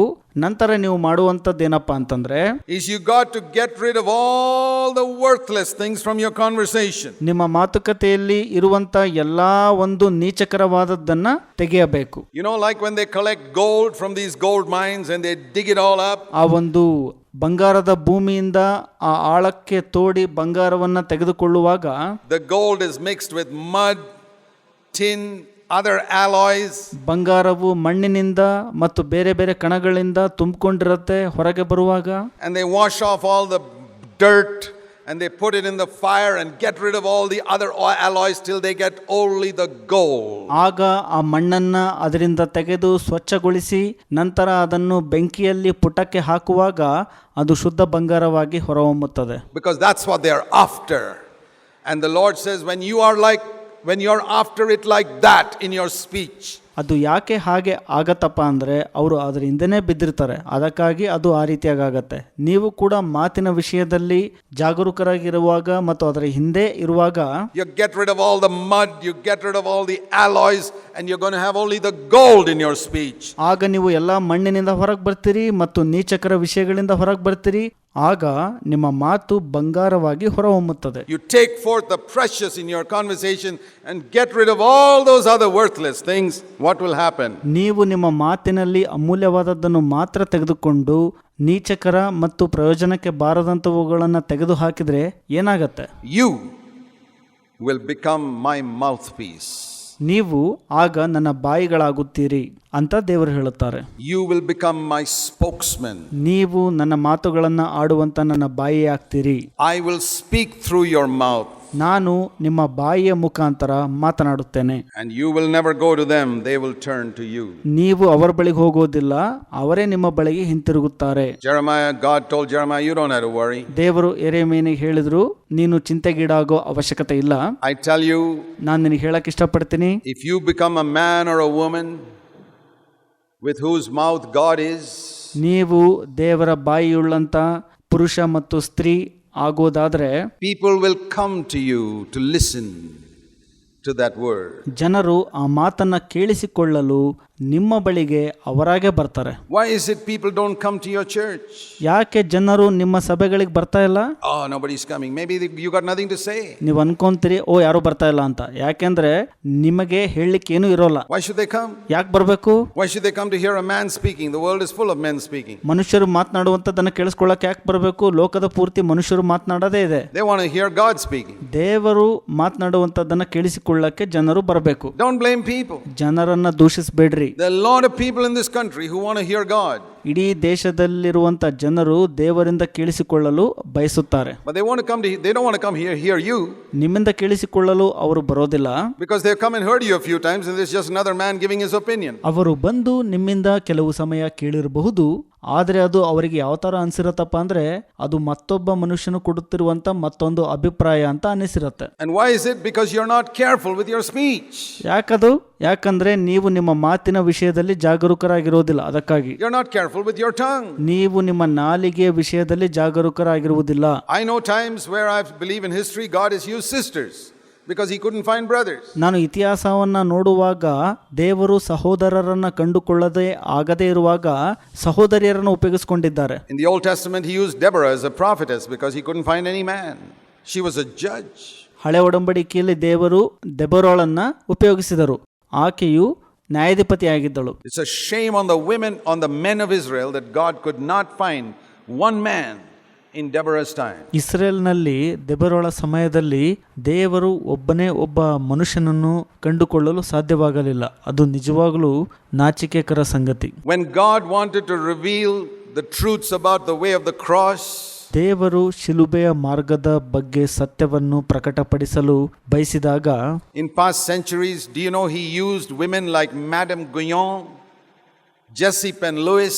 ಹಿಂದಿನ ಶತಮಾನಗಳಲ್ಲಿ ದೇವರು ಸ್ತ್ರೀಯರನ್ನು ಅಂದರೆ ಮೇಡಮ್ ಗಿಯೋ ಅನ್ನುವಂಥವ್ರನ್ನ ಮತ್ತೆ ಜೆಸಿಪೆನ್ Louis ಎನ್ನುವಂಥವ್ರನ್ನ ಉಪಯೋಗಿಸಿದ್ರು. Because he couldn't find a man. ಯಾಕಂದ್ರೆ ದೇವರು ಪುರುಷನನ್ನು ಕಂಡುಕೊಳ್ಳಲಾಗಲಿಲ್ಲ ಅಲ್ಲಿ. And when he can't find a man, he will find a woman. ಯಾವಾಗ ದೇವರು ಒಬ್ಬ ಪುರುಷನನ್ನು ಕಂಡುಕೊಳ್ಳಲು ಸಾಧ್ಯವಾಗದಿರುವಾಗ ಸ್ತ್ರೀಯನ್ನು ಕಂಡುಕೊಂಡರು ದೇವರು. And I tell you, if Madame Guyon came to our church, I would let her speak more than many brothers or elder brothers. She'd have something to say. ನಾನು ನಿಮಗೆ ಹೇಳುತ್ತೇನೆ, ಮೇಡಮ್ ಗಿಯೋನ್ ರವರು ನಮ್ಮ ಸಭೆಗೆ ಬಂದಿದ್ರೆ ಅನೇಕ ಸಹೋದರರಿಗಿಂತ ಸಭಾ ಹಿರಿಯರಿಗಿಂತ ಅವರಿಗೆ ಹೆಚ್ಚಾಗಿ ನಾನು ಮಾತನಾಡಲು ಅವಕಾಶ ಮಾಡಿಕೊಡ್ತಿದ್ದೆ. ಯಾಕಂದ್ರೆ ಅವರ ಬಳಿ ಏನಾದರೂ ಹೇಳುವ ವಿಷಯ ಇರುತ್ತಿತ್ತು. If Jessie Penn Lewis came to our church, I would let her speak because she has got something to say. Jesupin Louis ಅವರು ಏನಾದರೂ ನಮ್ಮ ಸಭೆಗೆ ಬಂದಿದ್ರೆ ಅವ್ರನ್ನೂ ಕೂಡ ನಾನು ಮಾತಾಡೋಕ್ಕೆ ಅವಕಾಶ ಮಾಡಿಕೊಡ್ತಾ ಇದ್ದೆ. ಯಾಕಂದ್ರೆ ಅವ್ರಿಗೂ ಕೂಡ ಏನೋ ಒಂದು ಇತ್ತು ಮಾತನಾಡಲು. Which is 10 times more edifying than what a lot of brothers have to say, who waste people's time. ಇತರರ ಸಮಯವನ್ನ ವ್ಯರ್ಥ ಮಾಡುವಂತ ಅನೇಕ ಸಹೋದರರಿಗಿಂತ ಅವರು 10 ಪಟ್ಟು ಭಕ್ತಿ ವೃದ್ಧಿ ಮಾಡುವಂತವರಾಗಿದ್ದರು. Why do they waste people's time? Because they are not careful with their mouth. ಅವರು ಯಾಕೆ ಜನರ ಸಮಯವನ್ನು ವ್ಯರ್ಥ ಮಾಡ್ತಾರೆ? ಯಾಕಂದ್ರೆ ಅವರು ತಮ್ಮ ಮಾತಿನ ವಿಷಯವಾಗಿ ಜಾಗರೂಕರಾಗಿಲ್ಲ. They don't stand before God. ಅವರು ದೇವರ ಎದುರುಗಡೆ ನಿಲ್ಲಕ್ಕೆ ಇಷ್ಟಪಡಲ್ಲ. They imagine they're going to stand before God when they stand in the pulpit. Rubbish.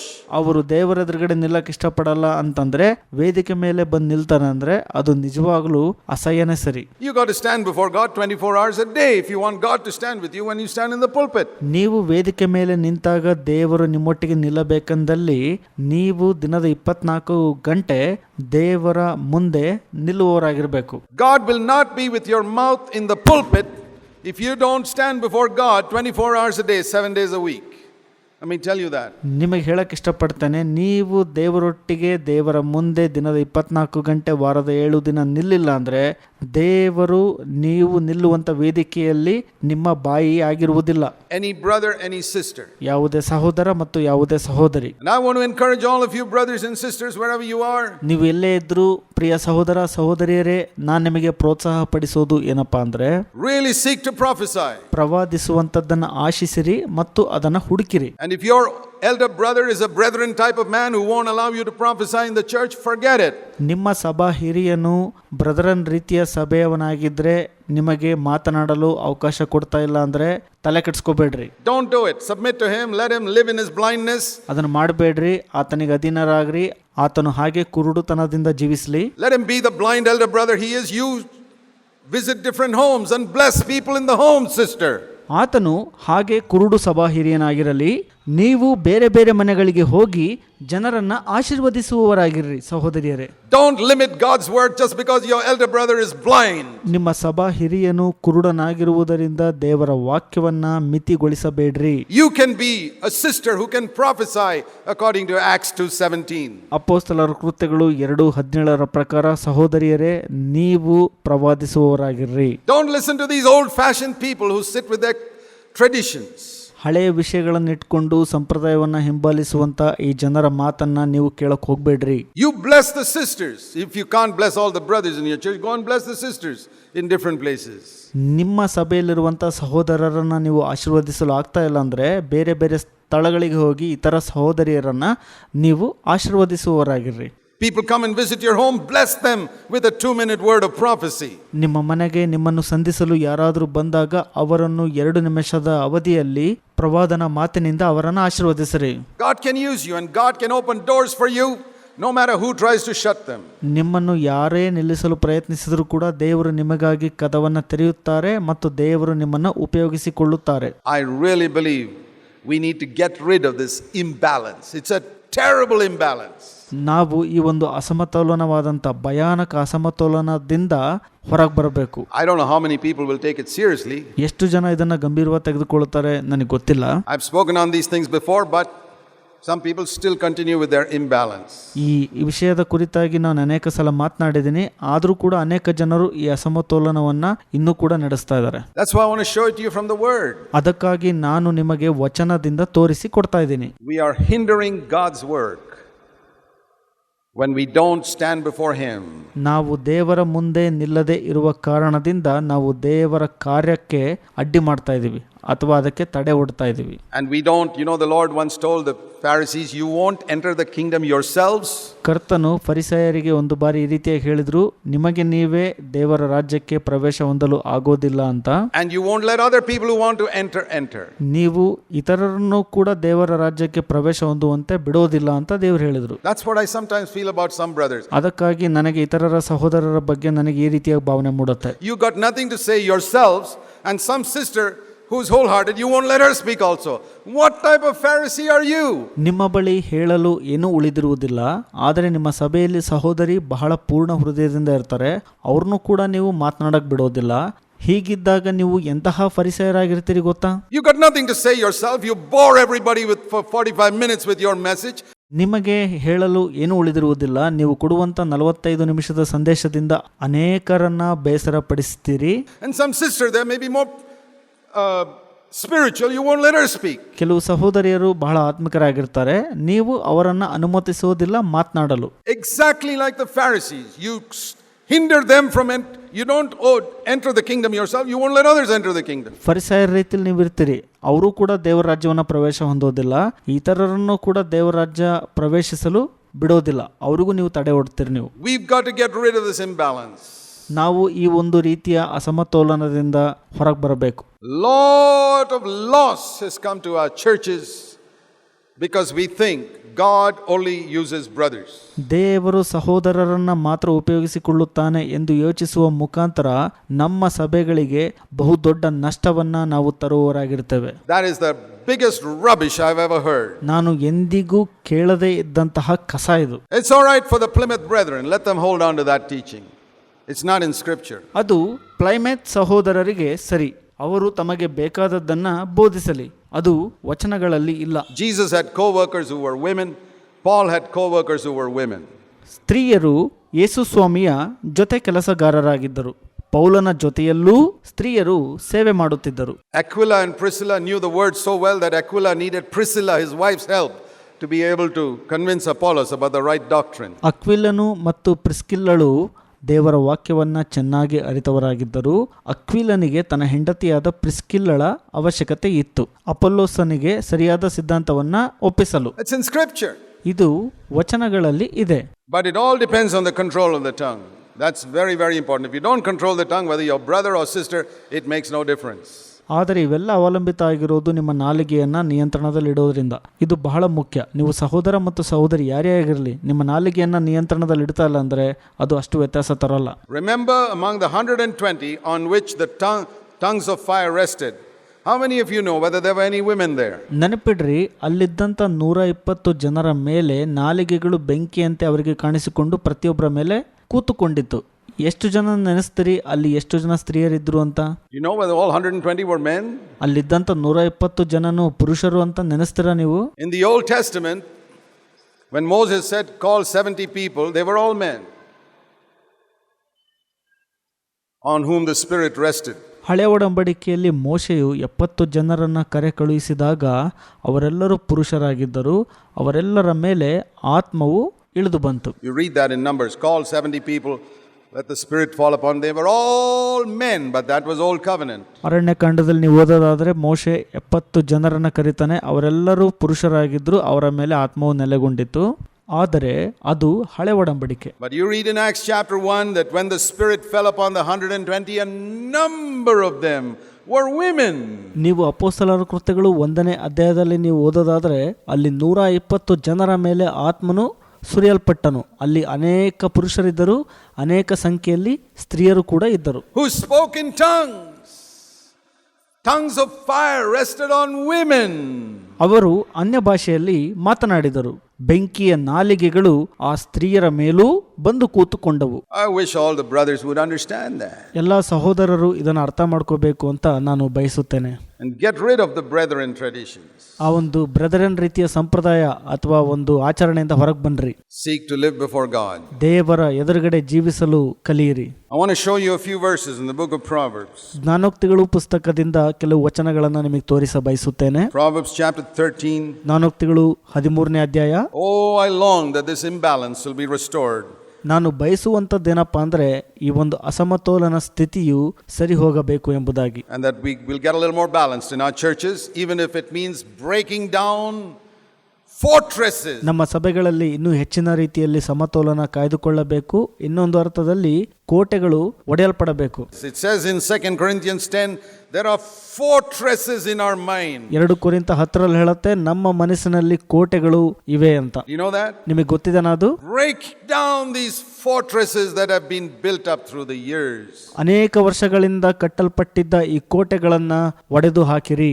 So that we can bring every thought, all these thoughts hidden in captives, to the obedience of Jesus Christ in the New Testament. ನಮ್ಮ ಮನಸ್ಸಿನ ಎಲ್ಲ ಯೋಚನೆಗಳನ್ನು ಅಂದರೆ ಬಂದಿಯಾಗಿದ್ದ ಪ್ರತಿಯೊಂದು ಯೋಚನೆಗಳನ್ನು ಯೇಸು ಕ್ರಿಸ್ತನಿಗೆ ವಿಧೇಯರಾಗುವುದಕ್ಕೆ ನಡೆಸಬೇಕು ಈ ಒಂದು ಹೊಸ ಒಡಂಬಡಿಕೆಯಲ್ಲಿ. Proverbs 13 and verse 3 reads like this. ಜ್ಞಾನೋಕ್ತಿಗಳು 13:3 ಈ ರೀತಿಯಾಗಿ ಓದತ್ತೆ. The one who guards his mouth preserves his life. ತನ್ನ ಬಾಯನ್ನು ಕಾಪಾಡುವವನು ಜೀವವನ್ನು ಕಾಯುತ್ತಾನೆ ಎಂಬುದಾಗಿ. Do you want to preserve your life? Let me give you a little suggestion. Guard your mouth. ನೀವು ನಿಮ್ಮ ಜೀವವನ್ನ ಕಾಯ್ಕೋಬೇಕಾ? ನಿಮ್ಮ ಬಾಯನ್ನ ಕಾಪಾಡ್ಕೊಳ್ರಿ. ಹಾಗಾದ್ರೆ ಇದು ಒಂದು ನನ್ನ ಸಣ್ಣ ಸಲಹೆ. The one who opens wide his lips comes to ruin. ತನ್ನ ತುಟಿಗಳನ್ನು ಅಗಲವಾಗಿ ತೆರೆಯುವವನಿಗೆ ನಾಶನವಾಗುವುದು ಎಂಬುದಾಗಿ ಅಲ್ಲಿದೆ. And an even stronger verse in chapter 18 and verse 21. ಇದಕ್ಕಿಂತ ಬಲವಾದ ವಾಕ್ಯ ಬಂದು ಜ್ಞಾನೋಕ್ತಿಗಳು 18:21 Death and life are in the power of the tongue. ನಾಲಿಗೆಯ ವಶದಲ್ಲಿ ಮರಣವೂ ಜೀವವೂ ಇದೆ. And those who love it will eat its fruit. ಅದನ್ನು ಪ್ರೀತಿಸುವವರು ಅದರ ಫಲವನ್ನ ತಿನ್ನುವರು. If you love death, you will gossip, you will backbite, you will criticize. ನೀವು ಮರಣವನ್ನ ಪ್ರೀತಿ ಮಾಡಿದರೆ ಚಾಡಿ ಹೇಳುವವರಾಗ್ತೀರಿ, ಹಿಂದೆ ಮಾತನಾಡುವವರಾಗ್ತೀರಿ ಮತ್ತು ಇತರರನ್ನ ಟೀಕೆ ಮಾಡುವವರಾಗ್ತೀರಿ. You'll be curious, you'll be a busybody in matters that don't concern you. ನಿಮಗೆ ಸಂಬಂಧ ಪಡದೇ ಇರುವ ವಿಷಯದಲ್ಲಿ ನೀವು ತಲೆ ಹಾಕ್ತೀರಿ ಮತ್ತು ಅದರ ವಿಷಯವಾಗಿ ಕುತೂಹಲ ಉಳ್ಳವರಾಗ್ತೀರಿ. You'll get angry. ನೀವು ಕೋಪವನ್ನ ಮಾಡ್ಕೊಳ್ತೀರಿ. You'll speak bitter words because you love death. You say, no, I don't love death. You do. ನೀವು ಕಹಿ ಭಾವನೆಯ ಮಾತುಗಳನ್ನು ಆಡ್ತೀರಿ. ನೀವು ಹೇಳ್ಬೋದು ನಾನು ಮರಣವನ್ನು ಪ್ರೀತಿಸ್ತಿಲ್ಲ ಅಂತ, ಆದರೆ ನೀವು ನಿಜವಾಗ್ಲೂ ಮರಣವನ್ನು ಪ್ರೀತಿಸ್ತಿದ್ದೀರಿ ಅಂತ ಅರ್ಥ. If you didn't love death, you wouldn't be such a gossiper. ನೀವು ಮರಣವನ್ನು ಪ್ರೀತಿ ಮಾಡ್ತಿಲ್ಲ ಅಂದ್ರೆ ಆ ರೀತಿಯಾಗಿ ಚಾಡಿ ಮಾತುಗಳನ್ನು ಹೇಳುವವರಾಗಿರಲ್ಲ ನೀವು. Those who love life, they'll be very careful to avoid all that. ಯಾರು ಜೀವವನ್ನ ಪ್ರೀತಿಸ್ತಾರಲ್ಲ ಅವರು ಬಹಳ ಎಚ್ಚರಿಕೆಯಿಂದ ಇರ್ತಾರೆ ಅವುಗಳಿಂದ ದೂರ ಇರಲು. And say, hey, I don't want any death to come out of my tongue. ನೀವು ಹೇಳ್ತೀರಿ ನನ್ನ ನಾಲಿಗೆಗೆ ಯಾವುದೇ ಮರಣ ಬರಕ್ ನನಗೆ ಇಷ್ಟ ಇಲ್ಲ ಅಂತ ಹೇಳುವರಾಗ್ತೀರಿ. I want life to come out of my tongue. They will seek to speak words of encouragement. ನನ್ನ ನಾಲಿಗೆಯಲ್ಲಿ ಜೀವ ಬರಬೇಕು ಅಂತ ಇಷ್ಟಪಡ್ತೀರಿ. ನೀವು ಪ್ರೋತ್ಸಾಹದ ಮಾತುಗಳನ್ನು ಆಡಬೇಕು ಅಂತ ಬಯಸುತ್ತೀರಿ. To bless other people. ನೀವು ಇತರ ಜನರನ್ನ ಆಶೀರ್ವದಿಸ್ತೀರಿ. They'll hold back words which the devil says say that. ಸೈತಾನನು ಹೇಳು ಅಂತ ಹೇಳುವ ಮಾತನ್ನ ನೀವು ಹಿಡಿದಿಟ್ಕೊಳ್ತೀರಿ, ಹೇಳಲ್ಲ ಅಂತ. They'll be very careful. Death and life are in the power of the tongue. ಜೀವ ಮತ್ತು ಮರಣ ಎರಡು ಕೂಡ ನಾಲಿಗೆಯ ವಶದಲ್ಲಿದೆ. And the one who loves whichever will eat that fruit. ಯಾರು ಯಾವುದನ್ನೇ ಪ್ರೀತಿಸಿದರೂ ಅದರ ಫಲವನ್ನ ತಿಂದೇ ತಿಂತಾರೆ. I told you about the fire of the Holy Spirit that sat on the heads of people on the day of Pentecost in the shape of a tongue. ನಾನು ನಿಮಗೆ ಹೇಳಿದೆ, ಪಂಚಶತಮ ದಿನದಂದು ಜನರ ತಲೆಯ ಮೇಲೆ ಪವಿತ್ರಾತ್ಮನ ಬೆಂಕಿಯು ನಾಲಿಗೆ ರೂಪವಾಗಿ ಬಂದು ಕೂತುಕೊಂಡಿತು ಅಂತ. In James chapter 3 it says about another fire. ಯಾಕೋಬ 3ನೇ ಅಧ್ಯಾಯದಲ್ಲಿ ಇನ್ನೊಂದು ಬೆಂಕಿ ಬಗ್ಗೆ ಮಾತನಾಡುತ್ತಲ್ಲಿ It says here ಇಲ್ಲಿ ಹೇಳುತ್ತೆ in verse 6. 6ನೇ ವಚನ. James 3 verse 6. ಯಾಕೋಬ 3:6. The tongue is a fire. ನಾಲಿಗೆಯು ಬೆಂಕಿಯಾಗಿದೆ. The very world of sin. ದುಷ್ಟ ಲೋಕವು, Imagine a world of sin sitting inside our mouth. ನೋಡ್ರಿ, ದುಷ್ಟ ಲೋಕವು ನಮ್ಮ ಬಾಯ ಒಳಗಡೆ ಕೂತ್ಕೊಂಡ್ಬಿಟ್ಟಿದೆ. The tongue is set in the members, defiles the whole body. ಅದು ನಮ್ಮ ಅಂಗಗಳಲ್ಲಿ ಇದ್ದು ದೇಹವನ್ನೆಲ್ಲ ಹೊಲೆ ಮಾಡುತ್ತದೆ. How many of you know that your tongue can defile your whole body? ಎಷ್ಟು ಜನಕ್ಕೆ ನಿಮಗೆ ಗೊತ್ತಿದೆ ನಿಮ್ಮ ನಾಲಿಗೆಯು ನಿಮ್ಮ ದೇಹದ ಅಂಗಗಳನ್ನು ಹೊಲೆ ಮಾಡುತ್ತದೆ ಅಂತ? It is set on fire by the fire of hell. ಅದು ನರಕದ ಬೆಂಕಿಯನ್ನು ಹಚ್ಚಿಕೊಳ್ಳುವುದಾಗಿಯೂ ಇದೆ ಎಂಬುದಾಗಿ ಅಲ್ಲಿ ಹೇಳುತ್ತೆ. Here's another fire. ಇದು ಮತ್ತೊಂದು ರೀತಿಯ ಬೆಂಕಿ. Your tongue can be set on fire by the fire of the Holy Spirit, Acts 2:4. ಅಪೊಸ್ತಲ ಕೃತ್ಯಗಳು 2:4 ಹೇಳೋ ಪ್ರಕಾರ ನಿಮ್ಮ ನಾಲಿಗೆಯು ಪವಿತ್ರಾತ್ಮನ ಬೆಂಕಿಯಂತೆ ಕೂಡಬಹುದು. Or set on fire with the fire of hell, Acts 3:6. ಅಥವಾ ಯಾಕೋಬ 3:6 ಹೇಳೋ ಪ್ರಕಾರ ನರಕದ ಬೆಂಕಿಯಂತೆ ಹಚ್ಚಿಕೊಳ್ಳಬಹುದು. Now the only book in the Old Testament which is like a new covenant book in Old Testament is the book of Proverbs. ಹಳೆಯ ಒಡಂಬಡಿಕೆಯ ಪುಸ್ತಕಗಳಲ್ಲಿ ಒಂದೇ ಒಂದು ಪುಸ್ತಕ ಹೊಸ ಒಡಂಬಡಿಕೆಯ ಪುಸ್ತಕ ಎಂಬುದಕ್ಕೆ ತೋರಿಸ್ಕೊಡುತ್ತೆ. ಅದು ಜ್ಞಾನೋಕ್ತಿಗಳು, which emphasizes the tongue. ಅದು ನಾಲಿಗೆ ಕುರಿತಾಗಿ ಒತ್ತಿ ಹೇಳುತ್ತೆ. All the other books don't speak much about the tongue. ಬೇರೆ ಎಲ್ಲಾ ಪುಸ್ತಕಗಳು ನಾಲಿಗೆ ಕುರಿತಾಗಿ ಹೆಚ್ಚಾಗಿ ಒತ್ತಿ ಹೇಳೋದಿಲ್ಲ. Because nobody in the Old Testament could control the tongue. ಯಾಕಂದ್ರೆ ಹಳೆ ಒಡಂಬಡಿಕೆಯಲ್ಲಿ ಯಾರೂ ಕೂಡ ತಮ್ಮ ನಾಲಿಗೆಯನ್ನ ಹತೋಟಿಯಲ್ಲಿಡಲು ಸಾಧ್ಯವಾಗ್ತಿರಲಿಲ್ಲ. It was only in the new covenant that God could help us to control our tongues. ಹೊಸ ಒಡಂಬಡಿಕೆಯಲ್ಲಿ ಮಾತ್ರ ದೇವರು ನಮಗೆ ಸಹಾಯ ಮಾಡಬಲ್ಲರು ನಮ್ಮ ನಾಲಿಗೆಯನ್ನ ಹತೋಟಿಯಲ್ಲಿ ಇಡಲು ಅಥವಾ ನಿಯಂತ್ರಣದಲ್ಲಿ ಇಡಲು. Because there was no outpouring of the Holy Spirit on all people in the Old Testament. It's no use telling people in the Old Testament, hey, control your tongues, when they don't have the power. ಹಳೆ ಒಡಂಬಡಿಕೆಯ ಜನರಲ್ಲಿ ಪವಿತ್ರಾತ್ಮನು ಸುರಿಸಲ್ಪಡಲಿಲ್ಲ. ಹಾಗಾಗಿ ಅವರು ತಮ್ಮ ನಾಲಿಗೆಯನ್ನು ನಿಯಂತ್ರಣದಲ್ಲಿಟ್ಕೊಳ್ಳಲು ಸಾಧ್ಯವಾಗ್ತಿರ್ಲಿಲ್ಲ.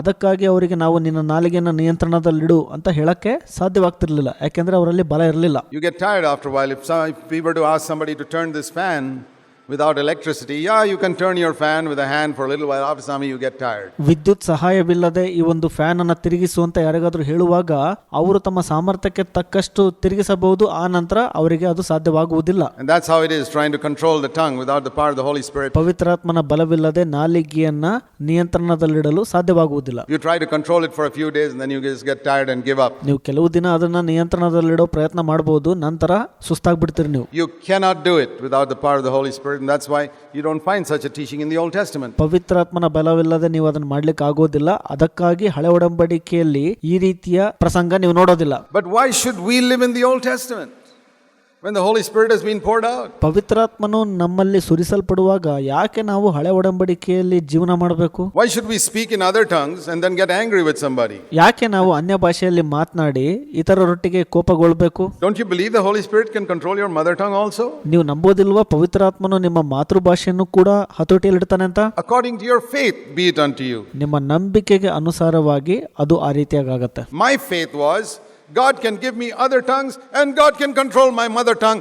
God said, according to your faith be it unto you. ನನ್ನ ನಂಬಿಕೆ ಏನಪ್ಪಾ ಅಂದ್ರೆ ದೇವರು ನನಗೆ ಅನ್ಯ ಭಾಷೆಯನ್ನು ಕೊಡ್ತಾರೆ, ಅದರಂತೆ ನನ್ನ ಮಾತೃಭಾಷೆಯನ್ನು ಹತೋಟಿಯಲ್ಲಿಡಲು ಸಹಾಯ ಮಾಡ್ತಾರೆ ಅಂತ. ಆಗ ದೇವರು ಹೇಳ್ತಾರೆ ನಿನ್ನ ನಂಬಿಕೆಗೆ ಅನುಸಾರವಾಗಿ ಅದಾಗತ್ತೆ ಅಂತ. Some of you believe that Jesus could give you other tongues, but you say, no, the Holy Spirit cannot control my mother tongue. ನೀವು ಹೇಳ್ತೀರಿ ನಿಮ್ಮಲ್ಲಿ ಅನೇಕರು ನನಗೆ ಪವಿತ್ರಾತ್ಮನು ಅನ್ಯ ಭಾಷೆ ವರ ಕೊಡ್ತಾನೆ, ಆದರೆ ನನ್ನ ಮಾತೃಭಾಷೆಯನ್ನ ನಿಯಂತ್ರಣದಲ್ಲಿಡಲು ಸಹಾಯ ಮಾಡಲ್ಲ ಅಂತ ಹೇಳ್ತೀರಿ. According to your faith be it unto you. All your life you'll never be able to control your mother tongue because you don't honor the Holy Spirit. ನಿಮ್ಮ ನಂಬಿಕೆಗೆ ಅನುಸಾರವಾಗಿ ಅದಾಗತ್ತೆ. ನಿಮ್ಮ ಇಡೀ ಜೀವಿತದ ಪೂರ್ತಿ ನಿಮ್ಮ ಮಾತೃಭಾಷೆ ಮೇಲೆ ನೀವು ನಿಯಂತ್ರಣ ಸಾಧಿಸಲಾಗೋದಿಲ್ಲ, ಯಾಕಂದರೆ ನೀವು ಪವಿತ್ರಾತ್ಮನನ್ನು ಘನಪಡಿಸದೇ ಇರುವ ಕಾರಣ.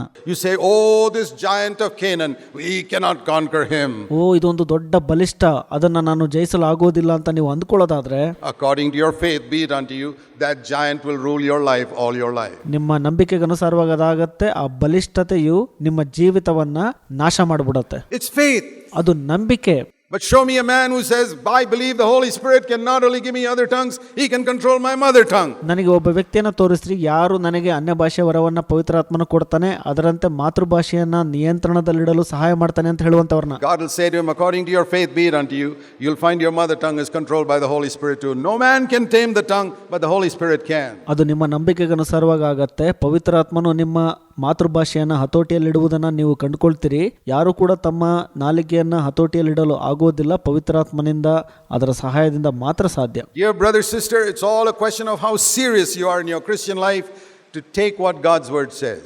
ನೀವು ದೇವರ ವಾಕ್ಯ ಹೇಳುವಂಥದ್ದನ್ನು ತೆಗೆದುಕೊಳ್ತಾ ಇದ್ದೀರಾ ಅನ್ನೋದ್ರ ಮೇಲೆ ನಿಮ್ಮ ಕ್ರೈಸ್ತ ಜೀವಿತವನ್ನು ಎಷ್ಟು ಗಂಭೀರವಾಗಿ ತೆಗೆದುಕೊಂಡಿದ್ದೀರಿ ಅನ್ನೋದು ಅಲ್ಲಿ ಬರುತ್ತೆ. I want to show you a few more verses from the book of Proverbs. ಜ್ಞಾನೋಕ್ತಿಗಳ ಪುಸ್ತಕದಿಂದ ಇನ್ನೂ ಕೆಲವು ವಚನಗಳನ್ನು ನಾನು ನಿಮಗೆ ತೋರಿಸ ಬಯಸುತ್ತೇನೆ. Proverbs is a great book ಜ್ಞಾನೋಕ್ತಿಗಳು ಬಹಳ ಉತ್ತಮವಾದ ಒಂದು ಪುಸ್ತಕ, because it gives us some practical wisdom in this matter of the use of the tongue. ನಮ್ಮ ನಾಲಿಗೆಯನ್ನು ಉಪಯೋಗಿಸುವಂತ ವಿಷಯ ಮತ್ತು ಬೇರೆ ವಿಷಯಗಳಲ್ಲಿ ಪ್ರಾಯೋಗಿಕ ಒಂದು ಜ್ಞಾನವನ್ನು ನಮಗೆ ನೀಡುತ್ತದದು. It says in Proverbs chapter 10 ಜ್ಞಾನೋಕ್ತಿಗಳು 10ನೇ ಅಧ್ಯಾಯ and verse 19, a very important verse. 19ನೇ ವಚನ ಬಹಳ ಪ್ರಮುಖವಾದಂತ ವಚನ ಅದು. Where there are many words, transgression is unavoidable.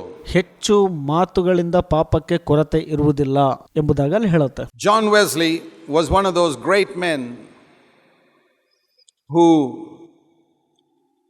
preached holiness and sanctification in the 18th century in England. John Wesley ರವರು ಬಹುದೊಡ್ಡ ವ್ಯಕ್ತಿ. 18ನೇ ಶತಮಾನದಲ್ಲಿ ಇಂಗ್ಲೆಂಡ್ನಲ್ಲಿ ಅವರು ಪವಿತ್ರತೆ ಮತ್ತು ಶುದ್ಧೀಕರಣದ ಕುರಿತಾಗಿ ಅವರು ಪ್ರಸಂಗವನ್ನ ಮಾಡಿದರು. And I have heard, I haven't read it exactly in his writings, but I heard ನಾನು ಅವರ ಒಂದು ಬರಹದಲ್ಲಿ ಏನಿತ್ತು ಅಂತ ನಂಗೆ ಸರಿಯಾಗಿ ಗೊತ್ತಿಲ್ಲ, ಆದರೆ ನಾನು ಕೇಳಿಸ್ಕೊಂಡಿದ್ದೀನಿ ಅವ್ರು ಹೇಳಿರುವಂಥದ್ದನ್ನು. that he made a type of rule, and I think it was mostly for women in those early churches that he planted. ಪ್ರಾರಂಭದಲ್ಲಿ ಅವರು ಸ್ಥಾಪಿಸಿದಂಥ ಸಭೆಯಲ್ಲಿನ ಸ್ತ್ರೀಯರಿಗೆ ಒಂದು ನಿಯಮವನ್ನ ಹಾಕಿಕೊಟ್ಟಿದ್ರು ಅವರು. He said that when a woman visits another woman's home, they should not visit for more than 45 minutes. ಒಬ್ಬ ಸ್ತ್ರೀಯು ಮತ್ತೊಬ್ಬ ಸ್ತ್ರೀಯನ್ನ ಸಂಧಿಸಿದಾಗ ಅಥವಾ ಭೇಟಿಯಾದಾಗ 45 ನಿಮಿಷಕ್ಕಿಂತ ಹೆಚ್ಚಾಗಿ ಅವರು ಅಲ್ಲಿ ಭೇಟಿ ಆಗಬಾರದು ಎಂಬುದಾಗಿ ಹೇಳಿದ್ರು. Because whatever they talk will be sin after that. ಯಾಕಂದ್ರೆ ಅದರ ನಂತರ ಮಾತನಾಡುವಂತ ಮಾತು ಪಾಪದಿಂದ ಕೂಡಿರುತ್ತೆ ಎಂಬುದಾಗಿ ಅಲ್ಲಿ ಎಚ್ಚರಿಸಿದ್ರು. 45 minutes itself is a long period in which a lot of sin can be committed. 45 ನಿಮಿಷನೇ ಬಹಳ ದೊಡ್ಡ ಅವಧಿ, ಅಲ್ಲಿ ಅನೇಕ ಪಾಪಗಳನ್ನ ಮಾಡುವಂತದ್ದಾಗಿರುತ್ತೆ. If you don't believe that, you sisters, ask yourself, when you go and visit other sisters, what do you talk about? ಸ್ತ್ರೀಯರೇ, ನೀವು ಅದನ್ನ ನಂಬಲಿಲ್ಲ ಅಂದ್ರೆ ನಿಮಗೆ ನೀವು ಕೇಳ್ಕೊಳ್ರಿ, ನೀವು ಮತ್ತೊಬ್ಬ ಸ್ತ್ರೀಯನ್ನ ಭೇಟಿಯಾದಾಗ ಏನೇನೆಲ್ಲ ಮಾತನಾಡ್ತೀರಿ? Particularly sisters, because the Bible speaks about old wives' tales. ಪ್ರತ್ಯೇಕವಾಗಿ ಸ್ತ್ರೀಯರು, ಯಾಕಂದ್ರೆ ಸತ್ಯವೇದ ಮಾತನಾಡುತ್ತೆ ಹಳೆಯ ಹೆಂಡತಿಯರ ಕಥೆಗಳ ಕುರಿತಾಗಿ. You know, it's in the Bible, old wives' tales. You don't read about old husbands' tales. So that's why it's not because I'm against women, I'm just scriptural. ನಾವು ಓದ್ತೇವೆ ಅದನ್ನ, ಹಳೆಯ ಹೆಂಡತಿಯರ ಕಥೆಗಳು ಅಂತ, ಹಳೆಯ ಗಂಡಂದರ ಕಥೆಗಳು ಅಂತ ಹೇಳಲ್ಲ ಅಲ್ಲಿ.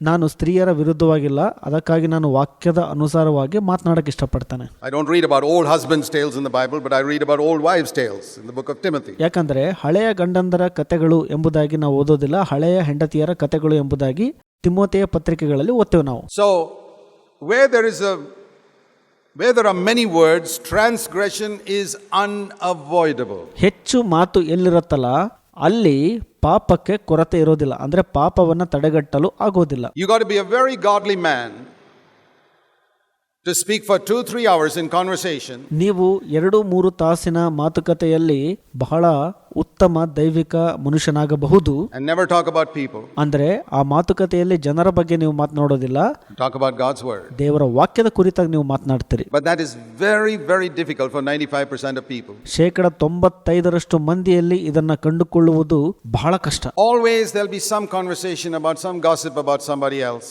ಯಾವಾಗಲೂ ಅವರ ತಮ್ಮ ಮಾತುಕತೆಯಲ್ಲಿ ಇನ್ನೊಬ್ಬರ ಕುರಿತಾಗಿ ಚಾಡಿ ಕಿವಿ ಊದೋದು, ಇನ್ನೊಬ್ಬರ ಬಗ್ಗೆ ಮಾತು ಇದ್ದೇ ಇರುತ್ತೆ. Or something like, ಅಥವಾ ಇನ್ಯಾವ ತರಪ್ಪ ಅಂದ್ರೆ, I used to ask my wife when we go to these conferences in different places, particularly Kerala is a specialist in this. ನಾನು ನನ್ನ ಹೆಂಡತಿಗೆ ಕಾನ್ಫರೆನ್ಸ್ ಕೂಟಗಳಿಗೆ ಹೋದಾಗ ಕೇಳ್ತೀನಿ ಒಂದು ಪ್ರಶ್ನೆನ, ವಿಶೇಷವಾಗಿ ಕೇರಳ ಕಾನ್ಫರೆನ್ಸ್ ಕೂಟಗಳಿಗೆ ಹೋದಾಗ, ಯಾಕೆಂದ್ರೆ ಅಲ್ಲಿ ಈ ರೀತಿಯ ಮಾತುಗಳು ಹೆಚ್ಚಾಗಿರ್ತಾವಲ್ಲಿ. I asked my wife, what do the sisters talk to you about? ಯಾವುದ್ರ ಬಗ್ಗೆ ಸಹೋದರಿಯರು ನಿನ್ನ ಹತ್ರ ಮಾತನಾಡ್ತಾರೆ ಅಂತ. She said they talk about, does your blouse match your sari? ನಿಮ್ಮ ಸೀರೆಗೆ ಆ ಒಂದು ಬ್ಲೌಸ್ ಸರಿ ಹೊಂದಿದನಾ ಅನ್ನುವಂಥ ವಿಷಯದಲ್ಲಿ ಮಾತನಾಡ್ತಾರೆ. These are elder brothers' wives. ನಾನು ಹೇಳ್ತಿರೋದು ಸಭಾ ಹಿರಿಯರ ಹೆಂಡತಿಯರು, ಅವ್ರ ಬಗ್ಗೆ. How many times you go to visit your children? ನಿಮ್ಮ ಮಕ್ಕಳನ್ನ ಎಷ್ಟು ಬಾರಿ ಹೋಗಿ ಭೇಟಿ ಆಗ್ತೀರಿ ಅನ್ನುವಂಥ ವಿಷಯ. This is all curiosity. ಇವೆಲ್ಲ ಒಂದು ಕುತೂಹಲ ಅವರಿಗೆ. Is it going to make them any more spiritual? ಇದೆಲ್ಲ ಅವರನ್ನ ಆತ್ಮಿಕರನ್ನಾಗಿ ಮಾಡತ್ತಾ? Not at all. Elder brothers' wives are the biggest culprits. ಸಭಾ ಹಿರಿಯರ ಹೆಂಡತಿಯರು ಇನ್ನೊಬ್ಬರ ವಿಷಯದಲ್ಲಿ ಮೂಗು ತೋರಿಸೋದು ಜಾಸ್ತಿ. All types of curious questions about this and that and the other thing and this thing, that thing. ಅದ್ರ ಬಗ್ಗೆ ಇದ್ರ ಬಗ್ಗೆ ಮತ್ತೊಂದು ಸಂಗತಿ ಬಗ್ಗೆ ವಿಷಯವನ್ನ ತಿಳ್ಕೊಳ್ಳೋದ್ರಲ್ಲಿ ಬಹಳ ಕುತೂಹಲ ಉಳ್ಳವರಾಗಿರ್ತಾರೆ ಅವರಲ್ಲಿ. It's an old Syrian Christian tradition. ಇದು ಸಿರಿಯನ್ ಕ್ರೈಸ್ತ ಸಭೆಯ ಸಂಪ್ರದಾಯ. Gossiping, curiosity, finding out all types of rubbish about things which don't help you one bit to become more spiritual. ನಿಮಗೆ ಆತ್ಮಿಕರಾಗಲು ಸಹಾಯ ಮಾಡದೇ ಇರುವಂತ ಕಿವಿ ಊದೋದು, ಚಾಡಿ ಹೇಳೋದು, ಬೇರೆ ಯಾವುದ್ಯಾವುದೋ ವಿಷಯಗಳಲ್ಲಿ ಆಸಕ್ತಿ ಅಥವಾ ಕುತೂಹಲವನ್ನು ಹೊಂದಿರೋದು. What is this? And these are people who sat and heard about godliness for 20 years. ಏನಿದು? ಈ ಜನಗಳು ಸಭೆಯಲ್ಲಿ ಕುತ್ಕೊಂಡು 20 ವರ್ಷಗಳ ಕಾಲ ದೈವಿಕತೆಯ ಕುರಿತಾಗಿ ಪ್ರಸಂಗವನ್ನು ಕೇಳಿಸ್ಕೊಂಡಿದ್ದಾರೆ. Why is it? You husbands ask your wives if what I'm saying is not true. ಯಾಕಿದು? ನೀವು ಗಂಡಂದಿರು ನಿಮ್ಮ ಹೆಂಡತಿಯರಿಗೆ ಕೇಳ್ರಿ, ನಾನು ಹೇಳ್ತಿರೋದು ಸತ್ಯನಾ ಇಲ್ವಾ ಎಂಬುದಾಗಿ ನಿಮಗೆ ಗೊತ್ತಾಗುತ್ತೆ. You know, I just want to find out because I want to know what's the type of conversation going on in our church. I don't talk much to the sisters, as you know. ನಾನು ಸಹೋದರಿಯರೊಟ್ಟಿಗೆ ಹೆಚ್ಚು ಮಾತನಾಡಲ್ಲ, ಆದರೆ ನಾನು ಕಂಡ್ಕೋಬೇಕು ಏನೆಲ್ಲ ಮಾತುಕತೆ ನಮ್ಮ ಸಭೆಗಳ ಮಧ್ಯದಲ್ಲಿ ಆಗ್ತಾ ಇದೆ ಅಂತ. So I got to find out from my wife what type of conversation, what are the things they talk about, what do they talk to you about. ನನ್ನ ಹೆಂಡತಿಯಲ್ಲಿ ಕೇಳ್ಕೊಳ್ತೀನಿ ಯಾವುದ್ರ ಬಗ್ಗೆ ಮಾತನಾಡ್ತಾರೆ, ಏನೆಲ್ಲ ಮಾತುಕತೆ ನಡೆಯುತ್ತೆ ಎಂಬುದಾಗಿ ನಾನು ಕೇಳ್ತೀನಿ. It's almost never about God's word. ಅದು ದೇವರ ವಾಕ್ಯದ ಕುರಿತಾಗಂತೂ ಇದ್ದೇ ಇರೋದಿಲ್ಲ. It's all about these useless trivial things. Where did you buy that sari from? ಉಪಯೋಗಕ್ಕೆ ಬಾರದಂತ ವಿಷಯಗಳು, ಎಲ್ಲಿಂದ ಸೀರೆ ತಗೊಂಡ್ಬಂದೆ ಇದನ್ನ. So it's really amazing. ಇದು ನನಗೆ ಬಹಳ ವಿಸ್ಮಯ ಅನ್ಸುತ್ತೆ. I can't understand. Do you think such sisters will prophesy in 1,000 years? Not in 1,000 years. ನನಗೆ ಅರ್ಥ ಆಗಲ್ಲ, ಈ ತರ ಸ್ತ್ರೀಯರು ಇನ್ನು 1,000 ವರ್ಷಗಳಲ್ಲಿ ಪ್ರವಾದನೆ ಮಾಡ್ತಾರೆ ಅಂತನಾ? ಇನ್ನು 10,000 ವರ್ಷಗಳಾದ್ರೂ ಪ್ರವಾದನೆ ಮಾಡಲ್ಲ. It'll all leak out. ಇದೆಲ್ಲ ಸೋರಿಕೆ ಆಗುವಂತ ವಿಷಯ. I have spoken about this for 20 years. It makes absolutely no difference. ನಾನು ಇದ್ರ ಬಗ್ಗೆ 20 ವರ್ಷ ಮಾತನಾಡಿದ್ದೀನಿ, ಆದರೂ ಕೂಡ ಇದರಲ್ಲಿ ವ್ಯತ್ಯಾಸ ಇಲ್ಲ. Goes in through one ear and comes out through the other ear. ಒಂದು ಕಿವಿಯಿಂದ ಒಳಗೆ ಹೋಗಿ ಮತ್ತೊಂದು ಕಿವಿಯಿಂದ ಹೊರಗೆ ಬರುವಂತದ್ದಾಗತ್ತಿದು. It's like that cartoon I saw. ನಾನು ಒಂದು ಕಾರ್ಟೂನ್ ಅನ್ನ ನೋಡಿದ್ದೇನೆ. I saw a cartoon of a woman talking to her husband. ಒಬ್ಬ ಸ್ತ್ರೀಯು ತನ್ನ ಗಂಡನೊಟ್ಟಿಗೆ ಮಾತನಾಡುತ್ತಿರುವಂತ ಒಂದು ಕಾರ್ಟೂನ್ ಅನ್ನ ನಾನು ನೋಡಿದ್ದೇನೆ. And the words in the cartoon are, can't you hear what I am saying? And it's all going out like this, through one ear and out through the other ear. ಒಂದು ಕಿವಿಯಿಂದ ಹೋಗಿ ಮತ್ತೊಂದು ಕಿವಿಗೆ ಹೋಗ್ತಿರತ್ತದು. ನಾನು ಹೇಳುವಂತದ್ದು ನಿಂಗೆ ಕೇಳಿಸ್ತಾ ಇಲ್ವಾ ಅನ್ನುವಂತ ಒಂದು ಮಾತುಕತೆ ಅದು. Sometimes I like to draw a cartoon of me speaking on subjects like this and it going straight into some sister's ear and going out from the other ear. Cartoon ರೀತಿಯಲ್ಲಿ ನಾನು ಕೂಡ ಮಾತನಾಡುವಾಗ ನಾನು ಮಾತನಾಡುವಂತ ವಿಷಯ ಸ್ತ್ರೀಯರಿಗೆ ಒಂದು ಕಿವಿಯಿಂದ ಹೋಗಿ ಮತ್ತೊಂದು ಕಿವಿಯಿಂದ ಹೊರಗೆ ಬಂದ್ಬಿಡುತ್ತೆ. Doesn't seem to make any difference. ಯಾವುದೇ ವ್ಯತ್ಯಾಸ ಅಲ್ಲಿ ಕಂಡು ಬರೋದಿಲ್ಲ. I hope at least now this balance will get restored. ನನಗೆ ನಿರೀಕ್ಷೆ ಇದೆ ಈಗಿನಿಂದಲಾದರೂ ಈ ಒಂದು ಸಮತೋಲನವು ಸರಿದೂಗತ್ತೆ ಅಂತ. It's no use reading the Bible every morning, praying, coming to the conferences. If you cannot control your tongue, your whole Christianity is worth zero. ಪ್ರತಿ ಬೆಳಗ್ಗೆ ಸತ್ಯವೇದ ಓದೋದು, ಕಾನ್ಫರೆನ್ಸ್ ಕೂಟಗಳಿಗೆ ಬರೋದು, ಇದೆಲ್ಲ ಉಪಯೋಗಕ್ಕೆ ಇಲ್ಲ. ನೀವು ನಿಮ್ಮ ನಾಲಿಗೆಯನ್ನು ನಿಯಂತ್ರಣದಲ್ಲಿ ಇಡದೇನೆ ನಿಮ್ಮ ಕ್ರೈಸ್ತತ್ವವು ಶೂನ್ಯವಾಗಿದೆ, ನಿಷ್ಪ್ರಯೋಜಕವಾಗಿದೆ. I want to tell you, you are no better than you think you're better than the Roman Catholics and Pentecostals. Rubbish, they are better than you. ನಾವು ರೋಮನ್ ಕ್ಯಾಥೋಲಿಕ್ಗಿಂತ ಪೆಂಟೆಕೋಸ್ಟಲ್ ಅಲ್ಲಿ ಇರುವಂತವರಿಗಿಂತ ನಾವು ಉತ್ತಮ ಅಂತ ಇಲ್ಲ, ನಿಮಗಿಂತ ಉತ್ತಮರಾಗಿದ್ದಾರೆ. You can say you're sitting in CFC, but it doesn't make a difference to God. He's not going to ask you in the final day which church you went to. ನೀವು ಹೇಳ್ಬಹುದು ನಾನು CFC ಸಭೆಗೆ ಹೋಗ್ತಿದ್ದೀನಿ ಅಂತ, ಆದ್ರೆ ಕಡೆ ದಿನದಲ್ಲಿ ದೇವರು ನಿಮಗೆ ಕೇಳೋದಿಲ್ಲ ಯಾವ ಸಭೆ ನಿಮ್ದು ಅಂತ. He's going to ask you, did you control your tongue? ನೀವು ನಿಮ್ಮ ನಾಲಿಗೆಯನ್ನ ಹತೋಟಿಯಲ್ಲಿ ಇಟ್ರ ಅಷ್ಟೇ ಕೇಳ್ತಾರೆ ದೇವರು. In the multitude of words, transgression is unavoidable. ಬಹು ಮಾತುಗಳಲ್ಲಿ ಪಾಪಕ್ಕೆ ಕೊರತೆ ಇರೋದಿಲ್ಲ. Let me show you another verse in chapter 11. ಮತ್ತೊಂದು ವಚನವನ್ನ ನಿಮಗೆ ಜ್ಞಾನೋಕ್ತಿಗಳು 11ನೇ ಅಧ್ಯಾಯದಲ್ಲಿ ತೋರಿಸ್ಕೊಡ್ತಾನೆ. Verse 13. 13ನೇ ವಚನ. He who goes about as a talebearer reveals secrets. ಚಾಡಿಕೋರನು ರಹಸ್ಯಗಳನ್ನ ಬಹಿರಂಗಪಡಿಸುತ್ತಾನೆ. He who is trustworthy conceals a matter. ಆದರೆ ನಂಬಿಕೆಯ ಆತ್ಮವುಳ್ಳವನು ಸಂಗತಿಯನ್ನು ಮುಚ್ಚುತ್ತಾನೆ. He who goes about as a talebearer. ಯಾರು ಚಾಡಿಕೋರರಾಗಿರ್ತಾರಲ್ಲ ಅವರು. Have you heard people say things like this?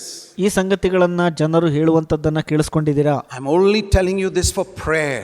ನಾನು ನಿಮಗೆ ಮಾತ್ರ ಹೇಳ್ತಾ ಇದ್ದೀನಿ ಪ್ರಾರ್ಥನೆಗೋಸ್ಕರ ಅಂತ. You know, this thing I heard about brother so and so and sister, don't tell anybody. ಸಹೋದರ, ಈ ಸಹೋದರ ಆ ಸಹೋದರಿ ಬಗ್ಗೆ ಕೇಳಿಸ್ಕೊಂಡಿದ್ದೀನಿ, ಯಾರಿಗೂ ಹೇಳಬೇಡ ಇದನ್ನ ಅಂತ ಹೇಳುವಂತದ್ದು. So that sister who hears it goes to somebody else and says, I'm only telling you, don't tell anybody, this is only for prayer. ಆ ಸಹೋದರಿ ಮತ್ತೊಬ್ಬ ಸಹೋದರಿಯರ ಹತ್ರ ಹೋಗಿ ಹೇಳ್ತಾರೆ, ಇದು ನಿನಗೆ ಮಾತ್ರ ಹೇಳ್ತಾ ಇದ್ದೀನಿ, ಯಾರಿಗೂ ಹೇಳಬೇಡ, ಪ್ರಾರ್ಥನೆಗೋಸ್ಕರ ಹೇಳ್ತಾ ಇದ್ದೀನಿ ಅಷ್ಟೇ ಅಂತ ಹೇಳ್ತಾರೆ ಅವರು ಹೋಗಿ. And that sister goes to the next sister, I'm only telling you this, don't tell anybody else, this is only for prayer. ಮತ್ತೊಬ್ಬ ಸಹೋದರಿ ಇನ್ನೊಬ್ಬ ಸಹೋದರಿಯರ ಹತ್ರ ಹೋಗಿ ಹೇಳ್ತಾರೆ, ಇದು ನಿನಗೆ ಮಾತ್ರ ಹೇಳ್ತಾ ಇದ್ದೀನಿ, ಯಾರಿಗೂ ಹೇಳಬೇಡ, ಪ್ರಾರ್ಥನೆಗೋಸ್ಕರ ಇಟ್ಕೋ ಅಂತ ಹೇಳ್ತಾರೆ. The devil sits back and says, great. ಸೈತಾನನು ಅವರ ಹೆಗಲ ಮೇಲೆ ಕುತ್ಕೊಂಡು ಬಹಳ ಒಳ್ಳೇದು ಅಂತ ಖುಷಿ ಪಡ್ತಿರ್ತಾನೆ. This is great, I like it. ಇದು ಬಹಳ ಒಳ್ಳೇದು, ನಾನು ತುಂಬಾ ಇಷ್ಟಪಡ್ತೀನಿ ಇವನ್ನೆಲ್ಲ ಅಂತ ಹೇಳ್ತಾನೆ ಸೈತಾನ. These sisters think they are holy because they belong to CFC. ಈ ಸಹೋದರಿಯರು ತಾವು CFC ಗೆ ಸಂಬಂಧ ಪಡೋದ್ರಿಂದ ಪವಿತ್ರರು ಅಂದ್ಕೊಳ್ತಾ ಇದ್ದಾರೆ. They are worse than all those nominal Christians and they don't even know it. ನಾಮಕಾವಸ್ಥೆ ಕ್ರೈಸ್ತರಿಗಿಂತ ಬಹಳ ಕೆಟ್ಟವರಾಗಿದ್ದಾರೆ ಇವರು, ಆದರೂ ಕೂಡ ಇವರಿಗೆ ಅದು ಗೊತ್ತಾಗ್ತಿಲ್ಲ ಅಂತ ಸೈತಾನ ಒಳಗೊಳಗೆ ಖುಷಿ ಪಡ್ತಿರ್ತಾನೆ. And the devil and the demons say, the devil says, let's give a mighty clap for these sisters, and the demons all clap. ಸೈತಾನನು ದೆವ್ವಗಳಿಗೆ ಹೇಳ್ತಾನೆ, ಈ ಸಹೋದರಿಯರಿಗೋಸ್ಕರ ನಾವು ದೊಡ್ಡ ಚಪ್ಪಾಳೆಯನ್ನ ತಟ್ಟೋಣ ಅಂತ. ಅವು ದೆವ್ವಗಳು ತಟ್ತವೆ. Gossipers, backbiters, talebearers. ಚಾಡಿ ಹೇಳೋರು, ಕಿವಿ ಊದೋರು, ಹಿಂದಿಂದೆ ಮಾತನಾಡೋರು. A wise man hears something, he conceals it. ಜ್ಞಾನವಂತನು ಏನೋ ಒಂದು ಕೇಳಿಸ್ಕೊಳ್ತಾನೆ, ಆದ್ರೆ ಅದನ್ನ ಮುಚ್ಚಿಟ್ಬಿಡ್ತಾನೆ. Can you conceal something? ನೀವು ಯಾವುದನ್ನಾದ್ರೂ ಮುಚ್ಚಿಡೋ ಪ್ರಯತ್ನ ಮಾಡ್ತೀರಾ? Or is your heart always bursting with something you heard? You have to tell somebody. ಅಥವಾ ನಿಮ್ಮ ಹೃದಯ ಯಾವಾಗ್ಲೂ ಬಡ್ಕೊಳ್ತಿರತ್ತಾ, ನಾನೇನೋ ಒಂದು ಕೇಳಿದೆ, ಇದನ್ನು ಯಾರಿಗಾದ್ರೂ ಹೇಳ್ಬಿಡ್ಬೇಕು ನಾನು ಅಂತಂದು? You will never prophesy, not in 1,000 years. ಇನ್ನೂ 1000 ವರ್ಷಗಳು ಕಳೆದ್ರೂ ಕೂಡ ನೀವು ಪ್ರವಾದನೆ ಮಾಡ್ಲಿಕ್ಕೆ ಆಗೋದಿಲ್ಲ. One day you will stand before God. ಒಂದು ದಿನ ನೀವು ದೇವರ ಎದುರುಗಡೆ ನಿಂತ್ಕೊಳ್ತೀರಿ. And Jesus will say to you, I gave you one tongue. ಯೇಸು ಸ್ವಾಮಿ ಹೇಳ್ತಾರೆ, ನಾನು ನಿಮಗೆ ಒಂದು ನಾಲಿಗೆಯನ್ನು ಕೊಟ್ಟೆ. What did you do with it? ಅದರಿಂದ ನೀವು ಏನ್ ಮಾಡಿದ್ರಿ? I know what I'll answer to God. ನಾನು ದೇವರಿಗೆ ಏನು ಉತ್ತರ ಕೊಡ್ತೀನಿ ಎಂಬುದಾಗಿ ನನಗೆ ಗೊತ್ತಿದೆ. He gave me also one tongue just like he gave you. ನಿಮಗೆ ಕೊಟ್ಟ ಹಾಗೆ ನನಗೂ ಕೂಡ ಆತನು ಒಂದೇ ನಾಲಿಗೆ ಕೊಟ್ಟನು. And if the Lord asks me, what did you do with the tongue I gave you? I'll be able to give an answer. ನಾನು ನಿನಗೆ ಒಂದೇ ನಾಲಿಗೆಯನ್ನು ಕೊಟ್ಟನಲ್ಲ, ಅದರಿಂದ ನೀನೇನ್ ಮಾಡಿದೆ ಅಂತ ನನಗೆ ದೇವ್ರು ಕೇಳುವಾಗ ನಾನು ಒಂದು ಉತ್ತರ ಕೊಡ್ತೀನಿ ಅವಾಗ. I hope you'll be able to give an answer too. ನೀವು ಕೂಡ ಅದೇ ರೀತಿ ಉತ್ತರವನ್ನ ಕೊಡಲು ಶಕ್ತರಾಗ್ತೀರಿ ಅಂತ ನೆನೆಸ್ತೇನೆ. He's going to ask you. ನಿಮಗೆ ಕೇಳ್ತಾರೆ ದೇವರು. He's not going to ask you how many conferences you went to or which church you sat in. He's going to ask you, what did you do with the tongue I gave you? ನೀವು ಎಷ್ಟು conference ಕೂಟಗಳಿಗೆ ಹಾಜರಾದ್ರಿ, ಯಾವ ಸಭೆಗೆ ಹೋಗ್ತಾ ಇದ್ರಿ ಎಂಬುದಾಗೆಲ್ಲ ದೇವ್ರು ಕೇಳೋದಿಲ್ಲ. ನಾನು ನಿನಗೆ ಕೊಟ್ಟಂತ ನಾಲಿಗೆಯಿಂದ ನೀನೇನ್ ಮಾಡಿದೆ ಅಷ್ಟೇ ಕೇಳ್ತಾರೆ ದೇವರು. So let me show you another verse. ಹಾಗಾಗಿ ನಾನು ನಿಮಗೆ ಮತ್ತೊಂದು ವಚನವನ್ನ ತೋರಿಸ್ಕೊಡ್ತೀನಿ. Chapter 12 verse 16. ಜ್ಞಾನೋಕ್ತಿಗಳು 12ನೇ ಅಧ್ಯಾಯ 16ನೇ ವಚನ. A fool's anger is known at once. ಅವಿವೇಕಿಯ ಕೋಪವು ತಟ್ಟನೆ ರಟ್ಟಾಗುವುದು. But a prudent man conceals dishonor. That means if somebody insults him. ಆದರೆ ಜಾಣನು ಅವಮಾನವನ್ನ ಮರೆಮಾಡುತ್ತಾನೆ. ಅದರ ಅರ್ಥ ಯಾರಾದರೂ ಆತನಿಗೆ ಅವಮಾನ ಮಾಡಿದಾಗ A wise person, somebody insults him. He says, forget it, it doesn't matter. ಒಬ್ಬ ಜ್ಞಾನವಂತನಿಗೆ ಯಾರಾದರೂ ಅವಮಾನ ಮಾಡಿದ್ರೆ ಪರವಾಗಿಲ್ಲ ಅಂತ ಹೇಳಿ ಅದನ್ನು ಮರೆತು ಬಿಡ್ತಾನೆ. But a fool, boy, he's not going to. ಆದರೆ ಮೂರ್ಖನು ಆ ರೀತಿಯಾಗಿ ಇರೋದಿಲ್ಲ. He's got a short fuse, like the Message Bible says. It explodes all too quickly. ಅವಿವೇಕಿಯು ಏನೆಲ್ಲ ಆತನಿಗೆ ಆಯ್ತಲ್ಲ ಅದನ್ನೆಲ್ಲ ಬೇಗ ಹೊರ ತೋರಿಸ್ಬಿಡ್ತಾನೆ. Suddenly it explodes. ಬೇಗ ಹೊರ ತೋರಿಸ್ಬಿಡ್ತಾನೆ ಆತ, ಅಂದ್ರೆ ಬಹಿರಂಗ ಪಡಿಸ್ಬಿಡ್ತಾನೆ. Very short fuse. ಬಹಳ ಕಡಿಮೆ ಅವಧಿಯಲ್ಲಿ. You know what a fuse wire is? They keep a fuse wire to burn explosives.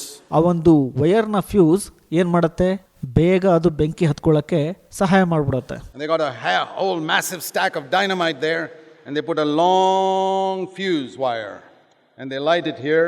ದೊಡ್ಡ ಡೈನಾಮೈಟ್ಗಳನ್ನು ಸಿಡಿಸಲು ಏನ್ ಮಾಡ್ತಾರೆ, ಒಂದು ಸಣ್ಣ ವೈರ್ ಫ್ಯೂಸ್ ಅನ್ನ ಅದನ್ನ ಅಂಟಿಸ್ತಾರೆ. And it takes about 5 minutes to reach there to blow up the dynamite, by which time this fellow has escaped. ಇದು ಆ dynamite ತಲುಪಲು 5 ನಿಮಿಷ ಬೇಕಾಗತ್ತೆ. ಅಷ್ಟರೊಳಗೆ ಆ ಹಚ್ಚಿದಂತ ವ್ಯಕ್ತಿ ಅಲ್ಲಿಂದ ತಪ್ಪಿಸ್ಕೊಂಡ್ಬಿಡ್ತಾನೆ. So that he doesn't get blown up with that. ಯಾಕಂದ್ರೆ ಅದರಿಂದ ಅವನಿಗೆ ತೊಂದರೆ ಆಗಬಾರ್ದು ಅಂತ. But here it says a fool has got a very short fuse wire. ಇಲ್ಲಿ ನೋಡ್ರಿ, ಅವಿವೇಕಿಯ ಕೋಪವು ಬೇಗ ರಟ್ಟಾಗ್ಬಿಡತ್ತಂತೆ. The dynamite is just about 1 centimeter from can you imagine such a fool? ಡೈನಾಮಿಟ್ 1 centimetre ಇತ್ತು ಅಂತ ಅನ್ಕೊಳ್ಳಿ. ನೀವು ಒಬ್ಬ ಅವಿವೇಕಿ ಬಗ್ಗೆ ಯೋಚನೆ ಮಾಡ್ತೀರಾ? He lights it up and boy, somebody insults him and boy, it's exploded immediately. He's got a short fuse. ಅವನು ತಕ್ಷಣಕ್ಕೆ ರಟ್ ಮಾಡಿಬಿಡ್ತಾನೆ. ಯಾರಾದರೂ ಆತನಿಗೆ ಅವಮಾನ ಮಾಡಿದ್ರೆ ಅದನ್ನು ಬೇಗ ಬಹಿರಂಗಗೊಳಿಸಿ ಬಿಡ್ತಾನೆ ಮತ್ತು ತನ್ನ ಕೋಪವನ್ನ ಬೇಗನೆ ರಟ್ಟು ಮಾಡಿಬಿಡ್ತಾನೆ. ಅಂದರೆ ಡೈನಾಮೈಟ್ ಏನು ಸಿಡಿಯತ್ತಲ್ಲ ಅದರ ತೊಂದರೆಗೆ ಈಡಾಗ್ಬಿಡ್ತಾನೆ. Beautiful illustration. Short fuse. ಇದು ಬಹಳ ಒಳ್ಳೆಯ ದೃಷ್ಟಾಂತ, ಅಂದ್ರೆ ಒಂದು fuse ಹಚ್ಚಿಕೊಳ್ಳುವಂಥದ್ದು. You know, the wise man who's got a long fuse, he also may get a little irritated with somebody who insults him, but he comes to his senses and cuts off the fuse wire so it doesn't explode the dynamite. Takes a little time. ಆದರೆ ಜಾಣನಿಗೂ ಕೂಡ ಅವಮಾನ ಆಗತ್ತೆ, ಆತನಿಗೂ ಕೂಡ fuse ಆ ಸಂಪರ್ಕ ಇರುತ್ತೆ, ಅದನ್ನ ಬೇಗ ಕಡಿತಗೊಳಿಸ್ಬಿಡ್ತಾನೆ ಮತ್ತು ಅದನ್ನ ಬೇಗ ಮರ್ತೋಗ್ಬಿಡ್ತಾನೆ ಆ ಅವಮಾನವನ್ನ. There's a verse in Ecclesiastes in chapter 7 which says in verse 9, ಪ್ರಸಂಗಿ 7:9 ಒಂದು ವಚನ ಈ ರೀತಿಯಾಗಿ ಹೇಳುತ್ತೆ, anger is in the heart of fools.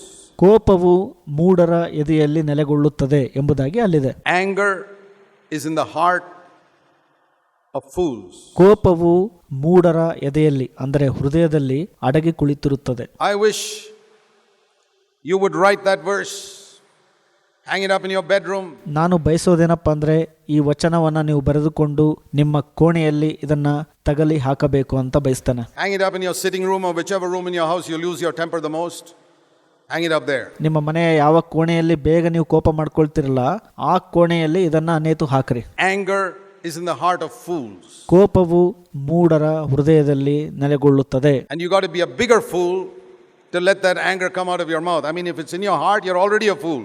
Remember that. ಕೋಪವು ನಿಮ್ಮ ಹೃದಯದಲ್ಲಿದ್ರೆ ಆಗ್ಲೇ ನೀವು ಮೂಢರು, ಆದ್ರೆ ಅದನ್ನ ನೀವು ಹೊರಗೆ ಹಾಕುವಂತದ್ದು ಇನ್ನ ಮೂಢತನ ಅದು. If you got anger in your heart, you're already a fool. ನಿಮ್ಮ ಹೃದಯದಲ್ಲಿ ನೀವು ಕೋಪ ಮಾಡ್ಕೊಂಡಿದ್ರೆ ಆಗಲೇ ನೀವು ಮೂಢರು. And you let it come out of your mouth, you're fool squared to the power of 2. ನಿಮ್ಮ ಬಾಯಿಂದ ಆ ಕೋಪವು ಹೊರಗೆ ಬಂದ್ರೆ ಆ ಮೂಢತನವು 2ರಷ್ಟಾಗ್ಬಿಡತ್ತೆ, ಹೃದಯದಲ್ಲಿರುವಂತದ್ದು ಮತ್ತು ಹೊರಗೆ ಪ್ರಕಟಪಡಿಸುವಂತದ್ದು. It's not multiplied by 2, it's squared. ಆ ಮೂಢತನವು ಗುಣಾಕಾರ ಅಲ್ಲ, ಅದು 2ರಷ್ಟಾಗ್ಬಿಡತ್ತೆ. It's terrible. ಅದು ಒಂದು ನಿಜವಾಗ್ಲೂ ಭಯಾನಕ. We got to take it seriously. ಇದನ್ನ ನಾವು ಬಹಳ ಗಂಭೀರವಾಗಿ ತೆಗೆದುಕೊಳ್ಬೇಕು. The only place in the Bible where it says don't grieve the Holy Spirit, ಸತ್ಯವೇದದಲ್ಲಿ ಒಂದೇ ಕಡೆಗೆ ಪವಿತ್ರಾತ್ಮನನ್ನ ದುಃಖಪಡಿಸಬೇಡಿರಿ ಎಂಬುದಾಗಿ ಬರೆದಿದೆ, is in relation to anger. ಅದು ಕೋಪದ ವಿಷಯಕ್ಕೆ ಸಂಬಂಧಪಟ್ಟಂತೆ. Ephesians chapter 4. ಎಫೆಸ 4ನೇ ಅಧ್ಯಾಯ. It's in relation to our speech, especially anger. ಅದು ನಮ್ಮ ಮಾತಿನ ಕುರಿತಾಗಿ ಮತ್ತು ಕೋಪದ ಕುರಿತಾಗಿ ವಿಶೇಷವಾಗಿದೆ. ಅದು The only place in the Bible where it says don't grieve the Holy Spirit. ಸತ್ಯವೇದದ ಒಂದೇ ಸ್ಥಳದಲ್ಲಿ ಈ ರೀತಿಯಾಗಿ ಹೇಳುತ್ತೆ, ಪವಿತ್ರಾತ್ಮನನ್ನ ದುಃಖಪಡಿಸಬೇಡ್ರಿ ಅಂತ. You won't grieve the Holy Spirit if you come late to a meeting, though it's good to come on time for a meeting. ನೀವು ಕೂಟಕ್ಕೆ ತಡವಾಗಿ ಬರೋದ್ರಿಂದ ಪವಿತ್ರಾತ್ಮನನ್ನ ದುಃಖಪಡಿಸೋದಿಲ್ಲ. ನೀವು ಸರಿಯಾದ ಸಮಯಕ್ಕೆ ಬರೋದು ಒಳ್ಳೆಯದೇ. You'll never grieve the Holy Spirit if you can't sing in tune. ನೀವು ಸರಿಯಾದ ರಾಗದಲ್ಲಿ ಹಾಡ್ಲಿಲ್ಲ ಅಂದ್ರೆ ಪವಿತ್ರಾತ್ಮನನ್ನ ದುಃಖಪಡಿಸೋದಿಲ್ಲ. Some people think they're very spiritual because they can sing in tune or they can sing very emotionally. Rubbish. ನಾವು ಸರಿಯಾದ ಭಾವನಾತ್ಮಕತೆಯಲ್ಲಿ ರಾಗದಲ್ಲಿ ಹಾಡ್ತೀವಿ, ಅದಕ್ಕಾಗಿ ನಾವು ಆತ್ಮಿಕರು ಅಂತ ಅನೇಕರು ಅಂದ್ಕೊಳ್ತಾರೆ. ಅದು ಕಸದ ಬುಟ್ಟಿಗೆ ಸಮ. You grieve the Holy Spirit according to Ephesians 4 verse 29 to 31. ಎಫೆಸ 4ನೇ ಅಧ್ಯಾಯ 29ರಿಂದ 31ನೇ ವಚನದಲ್ಲಿ ಹೇಳೋ ಪ್ರಕಾರ ನೀವು ಪವಿತ್ರಾತ್ಮನನ್ನ ಈ ರೀತಿಯಾಗಿ ದುಃಖಪಡಿಸುತ್ತೀರಿ ಎಂಬುದಾಗಿ ಅಲ್ಲಿದೆ. Read it together. In the middle of it, it says in verse 30, don't grieve the Holy Spirit. 30ನೇ ವಚನದ ಮಧ್ಯಭಾಗದಲ್ಲಿ ಈ ರೀತಿಯಾಗಿ ಒಟ್ಟಾಗಿ ಓದ್ಕೊಳ್ರಿ, ಪವಿತ್ರಾತ್ಮನನ್ನ ದುಃಖಪಡಿಸಬೇಡ್ರಿ ಅಂತಿದೆ. It's like a sandwich. The middle of the sandwich is don't grieve the Holy Spirit, but see what it says on either side. ನೀವು sandwich ಅಂತ ಏನು ನೋಡ್ತಿರಲ್ಲ, ಅದ್ರ ಮಧ್ಯಭಾಗವು ಪವಿತ್ರಾತ್ಮನನ್ನ ದುಃಖಪಡಿಸೋದಿಲ್ಲ. ಮೇಲೆ ಮತ್ತು ಕೆಳಗೆ ಎರಡು ಕಡೆ ಇರುವಂತದ್ದನ್ನ ಸರಿಯಾಗಿ ನೋಡ್ರಿ. Don't let any rotten word, dirty word, unhealthy word come out of your mouth. ನಿಮ್ಮ ಬಾಯೊಳಗಿಂದ ಯಾವ ಕೆಟ್ಟ ಮಾತು, ಹೊಲಸು ಮಾತು ಮತ್ತು ಅನಾರೋಗ್ಯಕರ ಮಾತು ಹೊರಡಬಾರದು ಎಂಬುದಾಗಿ ಅಲ್ಲಿದೆ. Just like you don't put rotten food into your mouth. ಅದು ಯಾವ ತರಪ್ಪ ಅಂದ್ರೆ ನಿಮ್ಮ ಬಾಯೊಳಗೆ ಕೆಟ್ಟ ಆಹಾರ ಅಥವಾ ಹೊಲಸನ್ನ ಇಟ್ಕೊಳ್ಳೋದಿಲ್ಲ. How many of you put rotten food into your mouth when you know it's rotten? Even if you know, as soon as it touches your tongue, you throw it out. ಎಷ್ಟು ಜನ ನೀವು ಕೆಟ್ಟದ್ದು ಅಂತ ಗೊತ್ತಿದ್ರು ಕೂಡ ಅಂತಹ ಆಹಾರವನ್ನ ಬಾಯೊಳಗೆ ಹಾಕೊಳ್ತೀರಿ, ಅದು ನಾಲಿಗೆಯನ್ನ ಮುಟ್ಟೋ ಅಷ್ಟರೊಳಗೇನೆ ನೀವು ಅದನ್ನ ಹೊರಗೆ ಬಿಸಾಡ್ಬಿಡ್ತೀರಿ. Don't let any rotten word come out of your mouth. ಅದೇ ರೀತಿ ನಿಮ್ಮ ಬಾಯೊಳಗಿನಿಂದ ಯಾವ ಕೆಟ್ಟ ಮಾತನ್ನ ಹೊರಡಿಸಬೇಡ್ರಿ. If it's tending to come out, spit it out and say, I'm not going to say that. ಅದು ಬರೋ ರೀತಿಯಲ್ಲಿ ಇತ್ತು ಅಂದ್ರೂ ಕೂಡ ಅದನ್ನ ನಾನು ಹೇಳೋದಿಲ್ಲ ಅಂತ ಉಗಿದು ಬಿಡ್ರಿ ಬೇಗ. And verse 31, 31ನೇ ವಚನ, let all wrath, anger, clamor, slander with all malice be put away. ಎಲ್ಲ ದ್ವೇಷ, ಕೋಪ, ಕ್ರೋಧ, ಕಲಹ, ದೂಷಣೆ ಇವುಗಳನ್ನು ದುಷ್ಟತನವನ್ನು ನಿಮ್ಮಿಂದ ದೂರವಿಡ್ರಿ. All anger, gossip, backbiting, did all be put away. Don't grieve the Holy Spirit. ಎಲ್ಲ ಕಿವಿ ಊದೋದು, ಚಾಡಿ ಹೇಳೋದು, ಹಿಂದಿಂದ ಮಾತನಾಡೋದು ಇವೆಲ್ಲವನ್ನ ದೂರ ಇಟ್ಬಿಡ್ರಿ. ಯಾಕಂದ್ರೆ ಇವೆಲ್ಲ ಪವಿತ್ರಾತ್ಮನನ್ನ ದುಃಖಪಡಿಸುವಂತದ್ದು. The grieving of the Holy Spirit is mentioned in relation to the tongue. ನಾಲಿಗೆಗೆ ಸಂಬಂಧಪಟ್ಟ ವಿಚಾರಕ್ಕೆ ಪವಿತ್ರಾತ್ಮನನ್ನ ದುಃಖಪಡಿಸಬೇಡ್ರಿ ಎಂಬುದಾಗಿ ಸತ್ಯವೇದದಲ್ಲಿದೆ. Not in relation to you're not evangelizing enough. People come to you and say, hey, you're not evangelizing enough. ಜನರು ಬಂದು ನಿಮಗೆ ಸುವಾರ್ತೆಯನ್ನು ನೀವು ಸಾರ್ತಾ ಇಲ್ಲ ಅಂತ ಹೇಳೋದ್ರಿಂದ ಅಥವಾ ನೀವು ಮಾಡದೇ ಇರೋದ್ರಿಂದನೂ ಕೂಡ ಅದನ್ನ ಪವಿತ್ರಾತ್ಮನನ್ನ ದುಃಖಪಡಿಸೋದಿಲ್ಲ. Has anybody come to you and said, brother, you're not controlling your tongue enough? Has anybody in your life come to you with that? ನಿಮ್ಮ ಜೀವಿತದಲ್ಲಿ ಯಾರಾದ್ರೂ ಬಂದು ಸಹೋದರನೇ ನಿಮ್ಮ ನಾಲಿಗೆಯನ್ನ ಹತೋಟಿಯಲ್ಲಿ ನೀನು ಇಡ್ತಾ ಇಲ್ಲ ಅಂತ ಯಾರಾದ್ರೂ ಬಂದು ಹೇಳಿದಾರಾ? No. They accuse us, why aren't you doing evangelism? I say, why aren't you controlling your tongue? ಇಲ್ಲ, ಅವರು ದೂಷಣೆ ಮಾಡೋದೇನಪ್ಪ ಅಂದ್ರೆ ನೀವು ಸೌವಾರ್ತಿಕತೆಯನ್ನ ಮಾಡ್ತಾ ಇಲ್ಲ ಅಂತ. ನಾನು ನಿಮಗೆ ಹೇಳಕ್ ಇಷ್ಟಪಡ್ತೀನಿ, ಯಾಕೆ ನೀವು ನಿಮ್ಮ ನಾಲಿಗೆನ ಹತೋಟಿಯಲ್ಲಿ ಇಡ್ತಾ ಇಲ್ಲ ಅಂತ. What is the proof of spirituality? Evangelism? No, it's the control of the tongue. ಆತ್ಮಿಕತೆ ರುಜುವಾತು ಏನು? ಸುವಾರ್ತಿಕತೆನಾ? ಇಲ್ಲ, ನಿಮ್ಮ ನಾಲಿಗೆಯನ್ನ ನಿಯಂತ್ರಣದಲ್ಲಿಡುವುದು. We've got a Christianity that's interested in activity. Activity is not spirituality. ನಮ್ಮ ಕ್ರೈಸ್ತತ್ವದಲ್ಲಿರುವಂಥ ಚಟುವಟಿಕೆಯು ಆತ್ಮಿಕತೆ ಅಲ್ಲ. ಇಡೀ ಕ್ರೈಸ್ತತ್ವದಲ್ಲಿ ಚಟುವಟಿಕೆ ಎನ್ನುವಂಥದ್ದು ತುಂಬಿ ಹೋಗ್ಬಿಟ್ಟಿದೆ. A bird with one wing can keep on flying. It's just going in circles. Activity is the control of the tongue that makes you move forward. ಒಂದು ಪಕ್ಷಿ ಒಂದೇ ರೆಕ್ಕೆಯನ್ನ ಇಟ್ಕೊಂಡು ವೃತ್ತದಲ್ಲಿ ಹಾರಾಡುತ್ತೆ, ಅದು ಚಟುವಟಿಕೆ. ಆದರೆ ನೀವು ಮುಂದಕ್ಕೆ ಹೋಗಬೇಕು ಅಂದರೆ ನಿಮ್ಮ ನಾಲಿಗೆಯನ್ನ ಹತೋಟಿಯಲ್ಲಿ ಇಡಬೇಕಾಗತ್ತೆ. Anger is one of those big areas which if you don't control, I tell you, leakage. ಕೋಪವು ವಿಶೇಷವಾಗಿ ಅದು ದೊಡ್ಡ ಸಂಗತಿ. ಅದನ್ನ ನೀವು ನಿಯಂತ್ರಣದಲ್ಲಿ ಇಡ್ತಾ ಇಲ್ಲ ಅಂದ್ರೆ ಆ ಕೋಪದಲ್ಲಿ ಬಹಳ ಸೋರಿಕೆ ಅನ್ನುವಂಥದ್ದಿರತ್ತೆ. What's the use praying to God to fill him with the Holy Spirit? To fill you with the Holy Spirit. ನಿಮ್ಮನ್ನ ಪವಿತ್ರಾತ್ಮನಿಂದ ತುಂಬಿಸುವಂತೆ ದೇವರಲ್ಲಿ ನೀವು ಕೇಳಿಕೊಳ್ಳುವುದರಿಂದ ಆಗುವಂತ ಪ್ರಯೋಜನವಾದರೂ ಏನು ಹಾಗಿದ್ರೆ? I heard of one prayer meeting where somebody said, "Oh God, fill me with the Holy Spirit," and the other person said, "Lord, don't fill him, he leaks." ಪವಿತ್ರಾತ್ಮನೇ ನನ್ನನ್ನು ಪವಿತ್ರಾತ್ಮನ ತುಂಬಿಸುವಂತ ಒಬ್ಬ ವ್ಯಕ್ತಿ ಪ್ರಾರ್ಥನೆ ಮಾಡುವಾಗ ಒಂದು ಕೂಟದಲ್ಲಿ ಇನ್ನೊಬ್ಬ ಪ್ರಾರ್ಥನೆ ಮಾಡ್ತಾನೆ, ಅವನಿಗೆ ಪವಿತ್ರಾತ್ಮನ ತುಂಬಿಸಬೇಡ, ಆತನಲ್ಲಿ ಸೋರಿಕೆ ಇದೆ ಅಂತ. Whether that was a true story or not, I don't know, but it's certainly true in the lives of many people. ಅದು ನಿಜವಾದ ಕಥೆನೋ ಇಲ್ಲ ನಂಗೆ ಗೊತ್ತಿಲ್ಲ, ಆದ್ರೆ ಅನೇಕ ಜನರ ಜೀವನದಲ್ಲಿ ಅದು ನಿಜವಾಗಿರಬಹುದು. What's use God filling a vessel which is leaking? ದೇವರು ಒಂದು ಸೋರಿಕೆ ಉಳ್ಳಂತ ಪಾತ್ರೆಯನ್ನ ತುಂಬೋದ್ರಲ್ಲಿ ಏನ್ ಪ್ರಯೋಜನ? If your little child came to you with a cup which had got a big hole in it, or a steel glass with a big hole in it, ನಿಮ್ಮ ಒಂದು ಚಿಕ್ಕ ಮಗು ಆ ಒಂದು ಲೋಟವನ್ನ ತಗೊಂಡು ಬಂದಾಗ ಅದರಲ್ಲಿ ದೊಡ್ಡ ತೂತು ಅಥವಾ ಸೋರಿಕೆ ಇತ್ತು ಅಂದ್ರೆ ಏನ್ ಮಾಡ್ತೀರಿ ನೀವು? And say, Mom, give me some milk, give me some milk, give me some milk. Like some of you are praying to be filled with the Holy Spirit. ಅಮ್ಮ ನನಗೆ ಹಾಲನ್ನ ಕೊಡು ಅಂತ ಮಕ್ಕಳು ಹೇಳುವ ಹಾಗೆ ನೀವು ಕೂಡ ನನ್ನನ್ನು ಪವಿತ್ರಾತ್ಮನ ತುಂಬಿಸು ಅಂತ ದೇವರಲ್ಲಿ ಕೇಳ್ಕೊಳ್ತಾರೆ. Oh God, fill me with the Holy Spirit, fill me with the Holy Spirit. And he comes to you with this vessel with a hole in it. God, Mom, give me some milk. Don't you love me? Give me some milk. ನಿಮ್ಮ ಮಕ್ಕಳು ಆ ಸೋರಿಕೆ ಉಳ್ಳಂತ ಲೋಟವನ್ನು ಹಿಡ್ಕೊಂಡು ಅಮ್ಮ ನೀವು ನನ್ನನ್ನು ಪ್ರೀತಿಸೋದಿಲ್ವಾ, ಹಾಲನ್ನು ಕೊಡ್ರಿ ಅಂತ ಕೇಳುವ ಹಾಗೆ ನೀವು ಅನೇಕರು ದೇವರಲ್ಲಿ ಪ್ರಾರ್ಥನೆ ಮಾಡ್ತೀರಿ, ನನ್ನನ್ನು ಪವಿತ್ರಾತ್ಮನಿಂದ ತುಂಬಿಸು ಎಂಬುದಾಗಿ. I think my mom doesn't love me. ಮಕ್ಕಳು ಅನ್ಕೊಳ್ತಾರೆ ನಮ್ಮಮ್ಮ ನಮ್ಮನ್ನು ಪ್ರೀತಿಸ್ತಿಲ್ಲ ಅಂತ. She loves you, all right. ಅವರು ನಿಮ್ಮನ್ನ ಪ್ರೀತಿಸ್ತಾರೆ. Bring a vessel without a hole in it. ಅದರಲ್ಲಿ ತೂತು ಇಲ್ಲದ ಹಾಗೆ ಒಂದು ಲೋಟವನ್ನ ಅಥವಾ ಪಾತ್ರೆನ ತೆಗೆದುಕೊಂಬ ಅಂತ ಹೇಳ್ತಾರೆ. God loves you, all right. Get rid of the hole.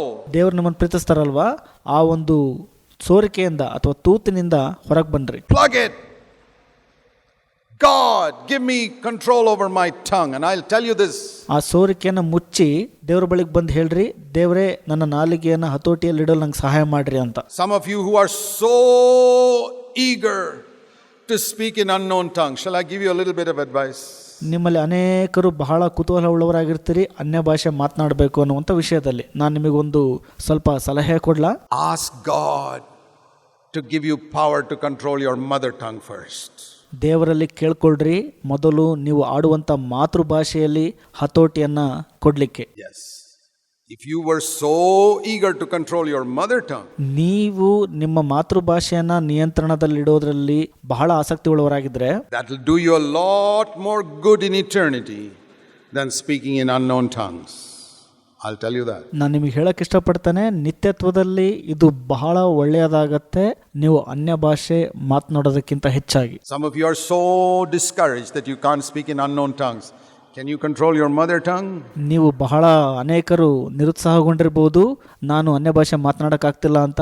ನೀವು ನಿಮ್ಮ ಮಾತೃಭಾಷೆಯನ್ನ ಹತೋಟಿಯಲ್ಲಿ ಇಟ್ಕೊಳ್ತೀರಾ? ಹಾಗಾದ್ರೆ You're more spiritual than the person who speaks in unknown tongues. ಅನ್ಯ ಭಾಷೆಯಲ್ಲಿ ಮಾತನಾಡುವ ವ್ಯಕ್ತಿಗಿಂತ ನೀವು ಹೆಚ್ಚು ಆತ್ಮಿಕರಾಗ್ಬಿಡ್ತೀರಿ ಇದನ್ನ ಮಾಡಿದ್ರೆ. 1 Corinthians 13 says you can speak in unknown tongues and get 0. 1 ಕೊರಿಂಥ 13ರಲ್ಲಿ ಹೇಳುತ್ತದೆ, ನೀವು ಅನ್ಯ ಭಾಷೆ ಮಾತನಾಡಿದರೂ ಕೂಡ ಶೂನ್ಯ ಸಂಪಾದನೆ ಮಾಡುತ್ತೀರಿ ಅಂತ. You read the first 3 verses of 1 Corinthians 13. 1 ಕೊರಿಂಥ 13ರ ಮೊದಲ 3 ವಚನವನ್ನು ಓದ್ಕೊಳ್ರಿ ನೀವು. If I speak in tongues but I don't have love, 0. ನಾನು ಅನ್ಯ ಭಾಷೆ ಮಾತನಾಡಿ ನನ್ನಲ್ಲಿ ಪ್ರೀತಿ ಇಲ್ಲ ಅಂದ್ರೆ ನಾನು ಶೂನ್ಯ ಸಂಪಾದನೆ ಮಾಡ್ತೇನೆ. If you can't control your mother tongue, 0. ನೀವು ಮಾತೃಭಾಷೆಯನ್ನ ನೀವು ನಿಯಂತ್ರಣ ಮಾಡ್ತಾ ಇಲ್ಲ ಅಂದ್ರೆ ಶೂನ್ಯ ಸಂಪಾದನೆ ನಿಮಗೆ. But if you can control your mother tongue and you don't speak in unknown tongues, you may get 100%. ನೀವು ಅನ್ಯ ಭಾಷೆ ಮಾತನಾಡದೇನೆ ನಿಮ್ಮ ಮಾತೃಭಾಷೆಯನ್ನ ಹತೋಟಿಯಲ್ಲಿಟ್ರೆ ನೀವು 100% ಅಂಕವನ್ನ ಸಂಪಾದನೆ ಮಾಡ್ತೀರಿ. Jesus did. He could control his mother tongue. He never spoke in unknown tongues. He got 100%. ಯೇಸು ಸ್ವಾಮಿ ಕೂಡ ಅದನ್ನೇ ಮಾಡಿದ್ರು. ಅವರು ಅನ್ಯ ಭಾಷೆ ಮಾತನಾಡಲಿಲ್ಲ, ತಮ್ಮ ಮಾತೃಭಾಷೆಯನ್ನ ನಿಯಂತ್ರಣದಲ್ಲಿಟ್ಟರು, 100% ಅಂಕವನ್ನ ಪಡೆದುಕೊಂಡ್ರು. So let me show you another verse now. ನಾನು ನಿಮಗೆ ಮತ್ತೊಂದು ವಚನವನ್ನ ತೋರಿಸ್ಕೊಡ್ತೇನೆ. We'll go back to Proverbs. That's a great book. It's one of those New Covenant books in the Old Testament. ಹಳೆ ಒಡಂಬಡಿಕೆಯಲ್ಲಿರುವಂತ ಒಂದು ಹೊಸ ಒಡಂಬಡಿಕೆ ಪುಸ್ತಕ ಅಂದ್ರೆ ಅದು ಜ್ಞಾನೋಕ್ತಿಗಳು. ಅದಕ್ಕೆ ಹಿಂತಿರುಗೋಣ. Let me show you chapter 12 and verse 22. ಜ್ಞಾನೋಕ್ತಿಗಳು 12:22 ವಚನ. Another thing we got to control in our tongue is telling lies. ನಮ್ಮ ನಾಲಿಗೆಯಲ್ಲಿ ಮತ್ತೊಂದು ಸಂಗತಿ ನಿಯಂತ್ರಣ ಮಾಡೋದು ಯಾವ್ದಪ್ಪ ಅಂದ್ರೆ ಸುಳ್ಳನ್ನ ಹೇಳುವುದರಿಂದ. Lying lips are an abomination to the Lord. That's another area. ಸುಳ್ಳಾಡುವ ತುಟಿಗಳು ಕರ್ತನಿಗೆ ಅಸಹ್ಯವಾಗಿದೆ. ಇದು ಮತ್ತೊಂದು ಕ್ಷೇತ್ರ where we really have to ask God to help us. ನಾವು ನಿಜವಾಗ್ಲೂ ದೇವರಲ್ಲಿ ಕೇಳ್ಕೋಬೇಕು ನಮಗೆ ಸಹಾಯ ಮಾಡುವಂತೆ. Lord, let me never tell lies. But that's a whole big area. ಕರ್ತರೆ, ಇದು ಒಂದು ದೊಡ್ಡ ಕ್ಷೇತ್ರ. ನಾನು ಯಾವತ್ತೂ ಎಂದಿಗೂ ಸುಳ್ಳನ್ನು ಆಡಬಾರದು. ದೇವರೇ ಸಹಾಯ ಮಾಡ್ರಿ. Then I want to show you another verse. ನಾನು ನಿಮಗೆ ಮತ್ತೊಂದು ವಚನವನ್ನ ತೋರಿಸ್ಕೊಡ್ತೇನೆ. In chapter 15 verse 1. ಜ್ಞಾನೋಕ್ತಿಗಳು 15:1. A gentle answer turns away anger in another person. ಮೃದುವಾದ ಪ್ರತ್ಯುತ್ತರವು ಮತ್ತೊಬ್ಬನ ವ್ಯಕ್ತಿ ಕಡೆಗೆ ಕೋಪವನ್ನ ತಿರುಗಿಸಿ ಬಿಡುತ್ತದೆ. But a harsh word stirs up anger. ಆದರೆ ತೀಕ್ಷ್ಣವಾದ ಮಾತುಗಳು ಕೋಪವನ್ನ ಎಬ್ಬಿಸುತ್ತವೆ. You know, when somebody is angry with you, ನಿಮಗೆ ಗೊತ್ತಾ, ನಿಮ್ಮೊಟ್ಟಿಗೆ ಯಾರಾದರೂ ಕೋಪವನ್ನ ಮಾಡ್ಕೊಂಡಿದ್ರೆ it's easy to keep quiet. It's more difficult to speak a gentle word in reply. ಮೌನವಾಗಿರೋದು ಬಹಳ ಸುಲಭ, ಆದರೆ ಮೃದುವಾದ ಪ್ರತ್ಯುತ್ತರವನ್ನು ಕೊಡುವಂಥದ್ದು ಬಹಳ ಕಠಿಣ. It's a higher level of spirituality. ಇದು ಆತ್ಮಿಕತೆಯ ಬಹಳ ಉನ್ನತ ಮಟ್ಟ. I mean, keeping quiet is good. That's level number 1. ಮೌನವಾಗಿರೋದು ಒಳ್ಳೆಯದೇ, ಅದು ಮಟ್ಟ 1. But if you want to go to college and not just finish with 4th standard, ನೀವು 4ನೇ ತರಗತಿಗೆ ಮುಗಿಸಿಕೊಳ್ಳದೆ ಕಾಲೇಜ್ಗೆ ಹೋಗ್ಬೇಕಂದ್ರೆ then learn not just to keep your mouth shut, but to give a gentle reply. ನಿಮ್ಮ ಬಾಯನ್ನ ಮುಚ್ಚಿಕೊಂಡಿರುವುದು ಮಾತ್ರವಲ್ಲದೆ ಮೃದುವಾದ ಪ್ರತ್ಯುತ್ತರವನ್ನ ನೀವು ಕೊಡಲು ಶಕ್ತರಾಗಬೇಕು. Because when a man is keeping his mouth shut, he may be boiling inside. ಯಾಕಂದ್ರೆ ಒಬ್ಬ ಮನುಷ್ಯನು ಮೌನವಾಗಿರುವಾಗ ತನ್ನ ಹೃದಯದಲ್ಲಿ ಕುದಿಯುತ್ತಿರಬಹುದು. It's like I heard of a lady who somebody provoked her tremendously and she kept her mouth shut and ನಾನು ಒಬ್ಬ ಸ್ತ್ರೀ ಬಗ್ಗೆ ಕೇಳಿದ್ದೇನೆ. ಆಕೆಗೆ ಯಾರೋ ಒಬ್ರು ಬಹಳ ಕೆರಳಿಸಿದ್ರು, ಆಕೆ ಮೌನವಾಗಿದ್ರು ಬಹಳ. brother went up to her and said, sister, that was amazing how you kept your mouth shut. ಒಬ್ಬ ಸಹೋದರನು ಆಕೆಯ ಬಳಿಗೆ ಹೋಗಿ ಹೇಳ್ತಾನೆ, ನೀವು ಮೌನವಾಗಿರುವಂತದ್ದು ಎಷ್ಟೋ ಆಸಕ್ತಿಕರ ಅಂತ. When that other person was yelling and screaming at you, she said yes, but you didn't see the boiling inside my heart all the time. ಹೌದು, ಒಬ್ಬ ವ್ಯಕ್ತಿ ನನ್ನನ್ನು ಕೆರಳಿಸುವಾಗ ಹೀನಾಯಿಸುವಾಗ ನಾನು ಮೌನವಾಗಿರ್ತೀನಿ, ಆದರೆ ನನ್ನ ಹೃದಯದಲ್ಲಿ ಕುದಿಯುವಿಕೆ ನೀವು ನೋಡಕ್ ಆಗ್ತಿಲ್ಲ ನಿಮ್ಮ ಕೈಲಿ ಅಂತ ಹೇಳಿದ್ರು. Have you experienced that where you keep your mouth shut, where you're boiling inside and you dare not open your mouth, because if you open your mouth the volcano will come out? ನೀವು ಇದನ್ನ ಅನುಭವಿಸಿದ್ದೀರಾ? ನೀವು ಹೃದಯದಲ್ಲಿ ಕುದಿಯುತ್ತಿರುತ್ತೀರಿ, ಆದರೆ ಅದನ್ನ ತೋರಿಸೋ ಧೈರ್ಯ ಮಾಡೋದಿಲ್ಲ, ಯಾಕೆಂದ್ರೆ ನಿಮ್ಮ ಬಾಯಿಂದ ಬಹಳ ದೊಡ್ಡ ದೊಡ್ಡ ಮಾತುಗಳು ಬಂದ್ಬಿಡ್ತವೆ ಅಂತ ಭಯ ನಿಮಗೆ. That's good that you control your tongue and keep that volcano pressed down. ಅದು ಒಳ್ಳೆಯದು, ನಿಮ್ಮ ನಾಲಿಗೆಯನ್ನು ಹತೋಟಿಯಲ್ಲಿಟ್ಟು ಅದನ್ನ ಒತ್ತಿ ಇಟ್ಕೊಳ್ಳೋದು. But even better is where the Holy Spirit has so controlled your heart that there's no boiling inside. ಆದರೆ ಅದಕ್ಕಿಂತ ಉತ್ತಮ ಯಾವುದಪ್ಪ ಅಂದರೆ ಪವಿತ್ರಾತ್ಮನು ನಿಮ್ಮ ಹೃದಯವನ್ನ ನಿಯಂತ್ರಿಸುವಂಥದ್ದು, ಯಾಕೆಂದ್ರೆ ಆಗ ನಿಮ್ಮ ಹೃದಯದಲ್ಲಿ ಕುದಿಯುವಿಕೆ ಇರೋದಿಲ್ಲ. How do you know? ನಿಮಗೆ ಹೇಗೆ ಗೊತ್ತಾಗಬೇಕಿದು? You can open your mouth and speak a gentle word. ನೀವು ನಿಮ್ಮ ಬಾಯಿಯನ್ನು ತೆರೆದಾಗ ಪ್ರತ್ಯುತ್ತರವಾಗಿ ಮೃದುವಾಗಿ ಉತ್ತರ ಕೊಡ್ತೀರಾ. We must learn to do this. ನೀವು ಇದನ್ನ ಮಾಡುವುದನ್ನ ಕಲಿಲೇಬೇಕು. And when we have lost our temper, we must repent. ನಾವು ನಮ್ಮ ಶಾಂತತೆಯನ್ನ ಕಳೆದುಕೊಂಡಾಗ ಮಾನಸಾಂತರ ಪಡಬೇಕು. When we punish our children, we must punish them, but we must not lose our temper. ನಾವು ನಮ್ಮ ಮಕ್ಕಳನ್ನ ದಂಡಿಸುವಾಗ ಅವ್ರನ್ನ ದಂಡಿಸೋದು ಒಳ್ಳೆಯದು, ಆದರೆ ಶಾಂತತೆಯನ್ನ ನಾವು ಕಳ್ಕೋಬಾರದು. The times when I have punished my children and I've lost my temper, ನಾನು ನನ್ನ ಮಕ್ಕಳನ್ನ ದಂಡಿಸುವಂತ ಸಮಯದಲ್ಲಿ ಅನೇಕ ಬಾರಿ ಆ ಒಂದು ಶಾಂತತೆಯ ಮಟ್ಟವನ್ನು ಕಳ್ಕೊಂಡಿದ್ದೀನಿ. after punishing them, I've gone alone before God and repented and wept, not for punishing them, but for losing my temper. ನಾನು ಅವರನ್ನ ದಂಡಿಸಿದ ನಂತರ ಒಬ್ಬನೇ ಹೋಗಿ ಅತ್ತಿದ್ದೀನಿ, ಮಾನಸಾಂತರ ಪಟ್ಟಿದ್ದೀನಿ, ಅವರನ್ನ ದಂಡಿಸಿದ್ದಕ್ಕಾಗಿ ಅಲ್ಲ, ಆ ಸಮಯದಲ್ಲಿ ನನ್ನ ಶಾಂತತೆಯನ್ನು ಕಳೆದುಕೊಂಡಿದ್ದಕ್ಕಾಗಿ. And I said, Lord, help me. I've got to get rid of the anger. I don't have to get rid of the discipline. That's necessary. But the anger part must be filtered out of the discipline. ಕರ್ತರೇ, ನನಗೆ ಸಹಾಯ ಮಾಡ್ರಿ, ಕೋಪದಿಂದ ಹೊರಬರಲು ಅವರನ್ನು ಶಿಸ್ತುಪಡಿಸುವುದರಿಂದ ಅಲ್ಲ, ಅದು ಅವಶ್ಯಕ ಕೂಡ, ಆದರೆ ಅವರನ್ನ ಶಿಸ್ತುಪಡಿಸುವ ಸಮಯದಲ್ಲಿ ನಮ್ಮ ಕೋಪವನ್ನ ನಿಯಂತ್ರಣದಲ್ಲಿಡೋದು ಬಹಳ ಉತ್ತಮ. Just like, why do we boil our water? Why do we filter our water before we drink it? ಯಾಕೆ ನಾವು ನೀರನ್ನು ಕುದಿಸ್ತೀವಿ ಮತ್ತು ನೀರನ್ನು ಕುಡಿಯುವ ಮೊದಲು ಅದು ಶುಚೀಕರಣಗೊಳ್ಳಲು ಯಾಕೆ ಬಿಡ್ತೀವಿ? Why don't you drink it straight from the tap? You can get jaundice. You filter out the rubbish and then you drink filtered water. ಯಾಕೆ ನೀವು ನಲ್ಲಿಯಿಂದ ಬರುವಂತ ನೀರನ್ನ ನೇರವಾಗಿ ಕುಡಿಯೋದಿಲ್ಲ? ಯಾಕೆಂದ್ರೆ ಅದು ನಿಮ್ಮನ್ನ ಜಾಂಡೀಸ್ಗೆ ನಡೆಸುತ್ತೆ. ಆದ್ರೆ ಆ ನೀರನ್ನ ಶುಚೀಕರಣಗೊಳಿಸಿ ನಂತರ ಅದನ್ನು ಕುಡಿತೀರಿ. It's the same way. I want to filter out the anger and then do the discipline. ಅದೇ ರೀತಿಯಾಗಿ ನಾನು ನನ್ನ ಕೋಪವನ್ನ ಶುಚೀಕರಣಗೊಳಿಸಿ ನಂತರ ಮಕ್ಕಳನ್ನ ಶಿಸ್ತುಪಡಿಸಬೇಕು. And it takes time. It didn't happen to me overnight. ಒಂದೇ ರಾತ್ರಿಯಲ್ಲಿ ಇದು ನನಗಾಗಲಿಲ್ಲ, ಇದು ಸಮಯ ತೆಗೆದುಕೊಳ್ಳುತ್ತೆ. I had to fight it, battle it and confess it every time. That's how I got victory. ನಾನು ಪ್ರತಿ ಬಾರಿ ಸೋತಾಗ ಹೋರಾಡದೆ, ಮಾನಸಾಂತರ ಪಟ್ಟೆ, ಅರಿಕೆ ಮಾಡದೆ, ಈ ರೀತಿಯಾಗಿ ನಾನು ಅದರ ಮೇಲೆ ಜಯ ಸಾಧಿಸಿದೆ. I believe we must get victory. ನಾನು ನಂಬ್ತೇನೆ ನಾವೆಲ್ಲರೂ ಜಯ ಸಾಧಿಸಬೇಕು ಅಂತ. Filter out the anger. ಆ ಕೋಪವನ್ನ ಶುಚೀಕರಣಗೊಳಿಸಿರಿ and speak gentle words. ಮತ್ತು ಮೃದುವಾದ ಮಾತುಗಳನ್ನ ಯಾವಾಗಲೂ ಆಡ್ರಿ. Further, chapter 29. ಮುಂದಾಗಿ 29ನೇ ಅಧ್ಯಾಯ ಜ್ಞಾನೋಕ್ತಿಗಳು. Proverbs 29. ಜ್ಞಾನೋಕ್ತಿಗಳು 29 verse 20. 20ನೇ ವಚನ. You know, chapter 29, by the way, is the last chapter of Proverbs written by Solomon. Chapter 30 and 31 were written by somebody else. ಜ್ಞಾನೋಕ್ತಿಗಳು 29ನೇ ಅಧ್ಯಾಯ ಸೊಲೊಮೋನನು ಬರೆದಂಥ ಕಡೆಯ ಅಧ್ಯಾಯ. 30 ಮತ್ತು 31ನೇ ಅಧ್ಯಾಯಗಳು ಬೇರೆಯವರಿಂದ ಬರೆಯಲ್ಪಟ್ಟಿವೆ. And in chapter 29, this is almost the last verse. Verse 20. 29ನೇ ಅಧ್ಯಾಯದಲ್ಲಿನ ಕಡೆಯ ವಚನ ಬಹುತೇಕ 20ನೇ ವಚನವಾಗಿದೆ. Do you see a man who is hasty with his words? There's more hope for a fool than for him. ತನ್ನ ಮಾತುಗಳಲ್ಲಿ ದುಡುಕುವವನನ್ನು ನೀನು ನೋಡಿದ್ದೀಯಾ? ಅವನಿಗಿಂತಲೂ ಬುದ್ಧಿಹೀನನ ವಿಷಯದಲ್ಲಿ ಹೆಚ್ಚು ನಿರೀಕ್ಷೆ ಇದೆ ಅಂತ ಹೇಳಿದೆ. What Solomon is saying is, in 29 chapters, ಸೊಲೊಮೋನನು 29ನೇ ಅಧ್ಯಾಯದಲ್ಲಿ ಏನಂತ ಹೇಳ್ತಾ ಇದ್ದಾನಪ್ಪ ಅಂದ್ರೆ, I have written about various types of fools. ನಾನು ನಾನಾ ವಿಧವಾದ ಮೂಢತನದ ಕುರಿತಾಗಿ ನಾನು ಬರೆದಿದ್ದೇನೆ. This fellow is a fool, that fellow is a fool, this person who does this is a fool, person who does that is a fool. ಇದನ್ನ ಮಾಡಿದ್ರೆ ಮೂಢ, ಅದನ್ನ ಮಾಡಿದ್ರೆ ಮೂಢ, ಈ ರೀತಿಯಾಗೆಲ್ಲ ನಾನು ಬರೆದಿದ್ದೇನೆ. But he says, now I will tell you the biggest fool of the lot, the fellow who gets first prize. ಎಲ್ಲಕ್ಕಿಂತ ಮೊದಲ ಬಹುಮಾನ ತೆಗೆದುಕೊಳ್ಳುವಂತ ಮೂಢ ಅಂದ್ರೆ ಮೊದಲ ಮೂಢ ಯಾರಪ್ಪ ಅಂದ್ರೆ, the man or the woman who is hasty in speaking. ಪುರುಷ ಮತ್ತು ಸ್ತ್ರೀಯು ತಾವು ಆಡುವಂತ ಮಾತುಗಳಲ್ಲಿ ದುಡುಕುವವರು. Doesn't think before he speaks. ಅವರು ಮಾತನಾಡುವ ಮೊದಲು ಅದು ಏನು ಹೇಳ್ತಾ ಇದ್ದೀನಿ ಅಂತ ಯೋಚನೆ ಮಾಡಲ್ಲ ಅದ್ರ ಬಗ್ಗೆ ಅವರು. There are verses in Proverbs like that. I don't have time to show it to you. ಜ್ಞಾನೋಕ್ತಿಗಳಲ್ಲಿ ಅನೇಕ ವಚನಗಳು ಈ ರೀತಿಯಾಗಿದೆ, ನನಗೆ ಸಮಯವಿಲ್ಲ ಅಷ್ಟೊಂದು ತೋರಿಸಲಿಕ್ಕೆ. Where it says, a wise man thinks before he speaks. ಜ್ಞಾನವಂತನು ತಾನು ಮಾತನಾಡುವ ಮೊದಲು ಏನಂತ ಮಾತನಾಡಬೇಕು ಅಂತ ಯೋಚಿಸುತ್ತಾನೆ. A fool just utters whatever comes to his mind.